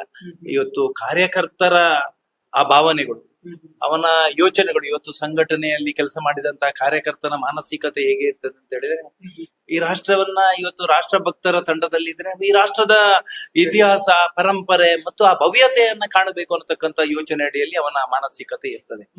ಆದ್ರೆ ಇದನ್ನ ಅದೇ ರೀತಿಯ ಮಾನಸಿಕತೆ, ಇದನ್ನ ಇಸ್ಲಾಂ ರಾಷ್ಟ್ರವನ್ನಾಗಿ ಮಾಡಬೇಕು ಅಂತಕ್ಕಂಥ ಮಾನಸಿಕತೆ ಇರುವವರಿಗೆ ಈ ರೀತಿಯ ಕೆಲಸವನ್ನ ಮಾಡತಕ್ಕಂತ ಯೋಚನೆಗಳು ಬರ್ತದೆ. ಆ ಹಿನ್ನೆಲೆಯಲ್ಲಿ ಈ ರೀತಿಯ ಘಟನೆಗಳು ಆಗಿರುವಂತದ್ದು. ಅದಕ್ಕೆ ಯಾರೋ ರಾಜಕಾರಣಿಯ ಮಗ ಅಥವಾ ಭಾರಿ ಮುಂದುವರಿದ ವ್ಯಕ್ತಿಗಳ ಮಕ್ಕಳು ಬಲಿಯಾಗ್ಲಿಲ್ಲ ಅನ್ನುವಂಥದ್ದು ಅದೆಲ್ಲ ಸುಳ್ಳು ಹೇಳಿಕೆಗಳು. ಇವತ್ತೊಬ್ಬ ಸಾಮಾನ್ಯ ಕಾರ್ಯಕರ್ತ ಈ ರೀತಿಯ ರಾಷ್ಟ್ರದ ಸಂಘಟನೆಯ ಕೆಲಸವನ್ನ ಮಾಡತಕ್ಕಂತ ಸಂದರ್ಭದಲ್ಲಿ ಘಟನೆಗಳು ನಡೀತದೆ ಹೊರತು ಯಾವುದು ಕೂಡ ಬೇರೆ ಯಾವುದು ನಡೆಯುವುದಿಲ್ಲ. ನನಗೆ ಈ ಪ್ರಶ್ನೆ ಯಾವಾಗ್ಲೂ ಕೂಡ ಬರ್ತಾ ಇರುತ್ತೆ ಸರ್. ಒಂದು ವೇಳೆ ಹಿಂದೂ ಕಾರ್ಯಕರ್ತ ಅಥವಾ ಮುಸ್ಲಿಂ ಸಂಘಟನೆಗಳ ಜೊತೆ ಗುರುತಿಸಿಕೊಂಡಿರುವಂತಹ ಕಾರ್ಯಕರ್ತ ಹತ್ಯೆ ಆದಾಗ ಅಪೋಸಿಟ್ ನಲ್ಲಿರುವಂತವರಿಗೆ, ಹಿಂದೂ ಕಾರ್ಯಕರ್ತ ಹತ್ಯೆ ಆದಾಗ ಮುಸಲ್ಮಾನರಿಗೆ ಮತ್ತು ಮುಸ್ಲಿಂ ಕಾರ್ಯಕರ್ತ ಹತ್ಯೆ ಆದಾಗ ಹಿಂದೂಗಳಿಗೆ ಅಥವಾ ಮುಖಂಡರಿಗೆ ನೋವಾಗೋದಿಲ್ವಾ ಅಂತ, ಈ ತರದ್ದೆಲ್ಲ ಹತ್ಯೆಗಳನ್ನು ನೋಡಿದಾಗ? ನೋಡಿ, ಕಾರ್ಯಕರ್ತರು ಯಾವ ರೀತಿಯಾಗಿ ಇರ್ತಾರೆ ಅನ್ನೋದರ ಬಗ್ಗೆ ಇವತ್ತು ಸಮಾಜ ಅತ್ಯಂತ ಸೂಕ್ಷ್ಮವಾಗಿ ಗಮನಿಸ್ತಾ ಇದೆ. ಇವತ್ತು ಬೇರೆ ಬೇರೆ ರಾಷ್ಟ್ರದ್ರೋಹದ ಕೆಲಸಗಳು, ದೇಶದ್ರೋಹದ ಕೆಲಸಗಳು, ಸಮಾಜ ವಿರೋಧಿ ಚಟುವಟಿಕೆಗಳನ್ನ ಮಾಡಿದಂತ ವ್ಯಕ್ತಿಗಳನ್ನ ಸಮಾಜ ಸ್ವೀಕಾರ ಮಾಡೋದಿಲ್ಲ ಅನ್ನುವಂಥದ್ದು ನಮ್ಗೆಲ್ರಿಗೂ ಗೊತ್ತಿದೆ. ಆ ಹಿನ್ನೆಲೆಯಲ್ಲಿ ತ್ಯಾಗ, ಸಮಾಜದಲ್ಲಿ ಸಮರ್ಪಣಾ ಭಾವದಿಂದ ಕೆಲಸ ಮಾಡಿದಂತ ಆ ಕಾರ್ಯಕರ್ತರ ಬಲಿದಾನ ಆದಾಗ ಭಾರಿ ನೋವು, ಇಡೀ ಸಮಾಜಕ್ಕೆ ನೋವಾಗ್ತದೆ. ನೋವುಗಳ ನಡುವೆ ಕಾರ್ಯಕರ್ತ ಮತ್ತೆ ಈ ಸಮಾಜಕ್ಕೆ ಶಕ್ತಿಯನ್ನ ಕೊಡಬೇಕು ಅಂತಕ್ಕಂತ ಕೆಲಸ ಕಾರ್ಯವನ್ನು ಮಾಡ್ತಾ ಇರುವಂತದ್ದೇ ದೊಡ್ಡ ಸಂಗತಿ ಅಂತ ನಾವು ಅಂದುಕೊಂಡಿದ್ದೇವೆ. ಇಲ್ಲದಿದ್ರೆ ಈ ರೀತಿಯ ಘಟನೆಗಳು ನಡೆದಾಗ ಆ ಸಂಘಟನೆಯಲ್ಲಿ ಇರತಕ್ಕಂತ ಕಾರ್ಯಕರ್ತರು ಎಲ್ರೂ ಕೂಡ ಮನೆಯನ್ನ ಸೇರಿಕೊಂಡ್ರೆ ಸಮಾಜದಲ್ಲಿ ಇರ್ತಕ್ಕಂತ ನೂರಾರು ಬೇರೆ ಬೇರೆ ಚಟುವಟಿಕೆಗಳಿಗೆ ಕಡಿವಾಣ ಹಾಕುವವರು ಯಾರು? ಈ ರಾಷ್ಟ್ರದ ಗೌರವಕ್ಕೆ ನೋವಾದಾಗ, ಈ ರಾಷ್ಟ್ರದ ಘನತೆಗೆ ನೋವಾದಾಗ ಅದನ್ನ ಸರಿಪಡಿಸುವವರು ಯಾರು? ಅದು ಕಾರ್ಯಕರ್ತರು ಅವರವರ ಕೆಲಸ ಕಾರ್ಯವನ್ನ, ಈ ರಾಷ್ಟ್ರದ ಮೇಲಿನ ಅಭಿಮಾನದಿಂದ, ಸಂಘಟನೆಯ ಮೇಲಿನ ಅಭಿಮಾನದಿಂದ ಕೆಲಸ ಕಾರ್ಯವನ್ನು ನಿರ್ವಹಿಸಿದ್ರೆ ಮಾತ್ರ ಈ ರಾಷ್ಟ್ರದ ಗೌರವ ಉಳಿಲಿಕ್ಕೆ ಸಾಧ್ಯ, ಧರ್ಮ ಉಳಿಲಿಕ್ಕೆ ಸಾಧ್ಯ, ನಮ್ಮ ಸಂಸ್ಕೃತಿ ವಿಚಾರಧಾರೆಗಳು ಉಳಿಲಿಕ್ಕೆ ಸಾಧ್ಯ. ಆ ಹಿನ್ನೆಲೆಯಲ್ಲಿ ಕಾರ್ಯಕರ್ತರು ಎಲ್ಲ ಕೆಲಸ ಕಾರ್ಯಗಳು, ಕಾರ್ಯಕರ್ತರ ಯಾವುದೇ ಅಪೇಕ್ಷೆಯನ್ನ ಇಡದೆ ಕೆಲಸ ಮಾಡಿರ್ತಕ್ಕಂತ ಪರಿಣಾಮ ಇವತ್ತು ಹಿಂದುತ್ವ ಮತ್ತು ಧರ್ಮ ಉಳಿದಿದೆ. ಸರ್, ತುಂಬಾ ಜನರಿಗೆ ನಾನು ಸಂದರ್ಶನ ಮಾಡುವಂತಹ ಸಂದರ್ಭದಲ್ಲಿ ಅವರ ಬಾಲ್ಯ ಮತ್ತು ಬಾಲ್ಯದಲ್ಲಿ ನೋಡಿರುವಂತಹ ಕಷ್ಟಗಳ ಬಗ್ಗೆ ಕೇಳ್ತೀನಿ ನಾನು. ನಿಮ್ ಬಾಲ್ಯ ಹೇಗಿತ್ತು ಅಂತ? ನಾವು ಕೂಡ ಕಷ್ಟದಲ್ಲಿ ಬೆಳೆದವರು. ನಾವು ಹಳ್ಳಿ ಪ್ರದೇಶದಲ್ಲಿ ಇರುವವರು. ನಾವೇನು ಪೇಟೆಯಲ್ಲಿ ಇದ್ದು ನಮ್ಮ ಕೆಲಸ ಕಾರ್ಯವನ್ನು ನಿರ್ವಹಿಸಿದಲ್ಲ. ಒಬ್ಬ ಕೃಷಿ ಕುಟುಂಬದಲ್ಲಿ ಬದುಕಿ ನಮ್ಮ ವಿದ್ಯಾಭ್ಯಾಸವನ್ನ ಮಾಡಿ ನಂತರ ಸಂಘದ ಪ್ರೇರೇಪಣೆಯಿಂದ ಸಂಘಕ್ಕೆ, ಸಮಾಜದ ಜೊತೆಗೆ ಕೆಲಸ ಮಾಡಿದೆವು. ಬಡತನದಲ್ಲಿ ನಾವು ಸಣ್ಣದಿರುವಾಗ ಪಟ್ಟಿರ್ತಕ್ಕಂತ ಕಷ್ಟಗಳು ಎಲ್ಲವೂ ಕೂಡ ನಮ್ಮ ಕಣ್ಣ ಮುಂದೆ ಇದೆ. ಹಿನ್ನೆಲೆಯಲ್ಲಿ ಇವತ್ತು ಸಮಾಜ ನಮ್ಮನ್ನು ಸ್ವೀಕಾರ ಮಾಡಿದೆ. ಸಮಾಜ ಒಳ್ಳೆಯ ಯಾವುದು ಇವತ್ತು ಜವಾಬ್ದಾರಿ ತಗೊಂಡಿದ್ರು ಸಮಾಜದ ಆ ಕೆಲಸ ಕಾರ್ಯದಿಂದ ಇವತ್ತು ಸಮಾಜ ನಮಗೆ ಗೌರವವನ್ನು ಕೊಟ್ಟಿದೆ. ಆ ಹಿನ್ನೆಲೆಯಲ್ಲಿ ಬಾಲ್ಯದ ಕೈ ನೆನಪು ಎಲ್ಲವನ್ನ ಮರೆತು ಇವತ್ತು ಹೊಸ ಬದುಕಿನತ್ತ ನಾವೆಲ್ಲ ಹೆಜ್ಜೆ ಯಾವ್ದಾದ್ರು ಕಹಿ ಘಟನೆಗಳು ಈ ಕ್ಷಣಕ್ಕೂ ನೆನಪಾದಾಗ ಕೆಲವೊಂದು ಬಾರಿ ಕಣ್ಣಲ್ಲಿ ನೀರು ಜಾರೋದು ಸಹಜ ಸರ್. ಯಾವ್ದಾದ್ರು ಘಟನೆಗಳು ಇದೆಯಾ ಆ ತರದ್ದು? ಖಂಡಿತ ನಡೆದಿದೆ. ಒಂದು ಪುತ್ತೂರು ಮಹಾತೋಬಾರ ಶ್ರೀ ಮಹಾಲಿಂಗೇಶ್ವರ ದೇವಸ್ಥಾನದ ಎದುರುಭಾಗದಲ್ಲಿ ಸಾರ್ವಜನಿಕ ಶನಿ ಪೂಜೆಯನ್ನ ನಾವು ಮಾಡಿದ್ದೆವು. ಸಾರ್ವಜನಿಕವಾಗಿ ಶನೀಶ್ವರನ ವಿಗ್ರಹವನ್ನ ಪ್ರತಿಷ್ಠಾಪನೆ ಮಾಡಿ ಸುಮಾರು 50,000 ಜನ ಭಾಗವಹಿಸಿದ್ರು ಆ ಶನಿ ಪೂಜೆಯಲ್ಲಿ. ಸುಮಾರು 10 ಸ್ವಾಮೀಜಿಯವರು ಆ ಸಂದರ್ಭದಲ್ಲಿ ಧಾರ್ಮಿಕ ಸಭೆಯಲ್ಲಿ ನಮಗೆಲ್ಲರಿಗೂ ಆಶೀರ್ವಚನವನ್ನು ಮಾಡಿದ್ರು. ಆದ್ರೆ ರಾಜಕಾರಣದ ಅಸ್ತಿತ್ವಕ್ಕೋಸ್ಕರ ಆ ಒಂದು ಸಂದರ್ಭದಲ್ಲಿ ನಮಗೆ ಶನಿಯ ವಿಗ್ರಹವನ್ನ ಮೆರವಣಿಗೆ ಮಾಡ್ಲಿಕ್ಕೆ ಬಿಡದೆ ಲಾಠಿ ಚಾರ್ಜ್ ಅನ್ನ ಮಾಡಿ 100 ಜನ ನಮ್ಮ ಕಾರ್ಯಕರ್ತರನ್ನ ರಾತ್ರೋರಾತ್ರಿ ಬಳ್ಳಾರಿ ಜೈಲಿಗೆ ಅಟ್ಟಿಸ್ತಕ್ಕಂತ ಕೆಲಸ ಕಾರ್ಯವನ್ನು ಮಾಡಿದ್ರು. 100 ತಾಯಂದಿರ ಮಾಂಗಲ್ಯಕ್ಕೆ ನೋವು ಮಾಡತಕ್ಕಂತ ಕೆಲಸ ಕಾರ್ಯವನ್ನು ಮಾಡಿದ್ರು. ಕೊನೆಯ ಸಂದರ್ಭದಲ್ಲಿ ನನ್ನನ್ನು ಕೂಡ ಎನ್ಕೌಂಟರ್ಗೆ ಆದೇಶವನ್ನ ಮಾಡಿದ್ರು. ಆ ನೆನಪು ನನಗೆ ಯಾವತ್ತೂ ಕೂಡ ನನ್ನ ಮನಸ್ಸಿನಲ್ಲಿದೆ. ಆ ಮಹಾಲಿಂಗೇಶ್ವರ ದೇವರ ಅನುಗ್ರಹದಿಂದ ಅವತ್ತಿನ ಸಂದರ್ಭದಲ್ಲಿ ಆ ಕ್ಷಣದಲ್ಲಿ ನಾನು ಇಲ್ಲದ ಪರಿಣಾಮದಿಂದ ನಾನು ಉಳಿದಿದ್ದೇನೆ. ಇಲ್ಲದಿದ್ರೆ ಈ ರಾಜಕಾರಣದ ವ್ಯವಸ್ಥೆ ಯಾವ ಲೆವೆಲಿಗೆ ಹೋಗ್ತದೆ ಅನ್ನೋದನ್ನ ಶನಿ ಪೂಜೆಯ ಸಂದರ್ಭದಲ್ಲಿ ರಾಜಕಾರಣಿಗಳು ಸಾಬೀತು ಮಾಡಿದ್ರು. ಆದ್ರೆ ಆ ಭಗವಂತ ಯಾರೆಲ್ಲ ಆ ಶನೀಶ್ವರ ಪೂಜೆಗೆ ವಿರೋಧವನ್ನ ಮಾಡಿ ವಿಗ್ರಹವನ್ನ ತಂದು ಈ ರೀತಿಯ ಲಾಠಿ ಚಾರ್ಜ್ ಆ ತಾಯಂದಿರ ಮೇಲೆ ಆ ಲಾಠಿ ಚಾರ್ಜಿನಂತಹ ಘಟನೆಗಳನ್ನ ಯಾರೆಲ್ಲ ಮಾಡಿದಾರ ಅವರೆಲ್ಲರಿಗೂ ಕೂಡ ಭಗವಂತ ನಮ್ಮ ಕಣ್ಣೆದುರಿ ಅವರಿಗೆ ಶಿಕ್ಷೆಯನ್ನು ಕೊಟ್ಟಿದ್ದಾರೆ. ಇವತ್ತು ನಮಗೆ ಸಂತೋಷ ಇದೆ. ಆ ಧಾರ್ಮಿಕ ಕಾರ್ಯಕ್ರಮ ಯಾರು ಆಯೋಜನೆ ಮಾಡಿ ಅದನ್ನ ವಿಘ್ನ ಮಾಡ್ಲಿಕ್ಕೆ ಪ್ರಯತ್ನವನ್ನು ಪಟ್ಟಿದ್ದಾರೆ, ಭಗವಂತ ಅವರೆಲ್ಲರಿಗೂ ಶಿಕ್ಷೆಯನ್ನು ಕೊಟ್ಟಿದ್ದಾರೆ. ಧರ್ಮ ಮತ್ತು ನ್ಯಾಯಕ್ಕೆ ಯಾವತ್ತೂ ಕೂಡ ಭಗವಂತನ ಅನುಗ್ರಹ ಇದೆ ಅನ್ನೋದು ಇವತ್ತು ಸಾಬೀತಾಗಿದೆ. ಅದಕ್ಕೋಸ್ಕರ ಅದು 2006ರಲ್ಲಿ ಸುಮಾರು 70-80 ಜನ ಜೈಲಿಗೆ ಹಾಕಿದ್ರು. ಸುಮಾರು 8-10 ಕಿಲೋಮೀಟರ್ ಹೋದವರಿಗೆ ಹೋಗಿ ಅಲ್ಲಿವರೆಗೆ ಓಡಿಸಿ ಲಾಠಿ ಚಾರ್ಜ್ ಮಾಡಿ 100 ಜನರಿಗೆ ಲಾಠಿ ಚಾರ್ಜ್ ಮಾಡಿರ್ತಕ್ಕಂಥ ಘಟನೆ ಅದು ಯಾವತ್ತು ಕೂಡ ಅದು ನೆನೆಸಲಿಕ್ಕೆ ಸಾಧ್ಯನೇ ಇಲ್ಲ, ಸಹಿಸಲಿಕ್ಕೆ ಸಾಧ್ಯನೇ ಇಲ್ಲ. ಆ ರೀತಿಯ ಬೆಳವಣಿಗೆಗಳು ಅವತ್ತು ಆಗಿರುವಂತದ್ದು ನನ್ನ ಜೀವನದಲ್ಲಿ ನಾನು ಮರೆಯದಂತ ಕಹಿ ಘಟನೆ ಅದೊಂದು ಶನಿ ಪೂಜೆ. ಸರ್, ಮನೆಯಲ್ಲಿ ಕುಟುಂಬಸ್ಥರು ಯಾಕೆ ಬೇಕು ಈ ಹೋರಾಟ, ಯಾಕೆ ಬೇಕಿದೆಲ್ಲ, ಬಿಟ್ಬಿಡಿ ಆ ತರದ ಮಾತುಗಳನ್ನ ಆಡ್ತಾರೆ? ಯಾಕೆಂತಂದ್ರೆ ಅವ್ರಿಗೆ ನಮ್ಮ ಮೇಲೆ ಕಾಳಜಿ ಇರುತ್ತೆ ಮನೆಯವ್ರಿಗೆಲ್ಲ. ಖಂಡಿತ ಈ ರೀತಿಯ ಕೆಲಸ ಕಾರ್ಯಗಳು ಮಾಡತಕ್ಕಂತ ಸಂದರ್ಭದಲ್ಲಿ 100 ಕೇಸುಗಳು,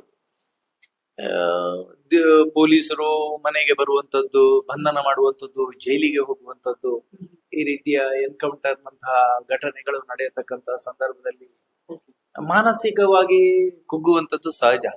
ಆದ್ರೆ ನಾವೆಲ್ಲರೂ ಕೂಡ ಆ ಸಂಘದ ಪ್ರೇರಣೆಯಿಂದ ನಾವು ಸಾಮಾಜಿಕ ಕೆಲಸ ಕಾರ್ಯಗಳಲ್ಲಿ ತೊಡಗಿಸಿಕೊಂಡಿರ್ತಕ್ಕಂತ ಪರಿಣಾಮ ನಮಗೆ ಕೂಡ ಭಗವಂತನ ಅನುಗ್ರಹ ಅನ್ನುವಂತೆ ಮನೆಯವರು ಯಾವತ್ತೂ ಕೂಡ ಇವತ್ತಿನವರೆಗೆ ನೀನು ಸಂಘಟನೆಯಲ್ಲಿ ಕೆಲಸ ಮಾಡಬೇಡ, ಪಕ್ಷದ ಕೆಲಸ ಮಾಡಬೇಡ, ಯಾವುದಕ್ಕೂ ಕೂಡ ಅಡ್ಡಿಪಡಿಸಿದವರಲ್ಲ.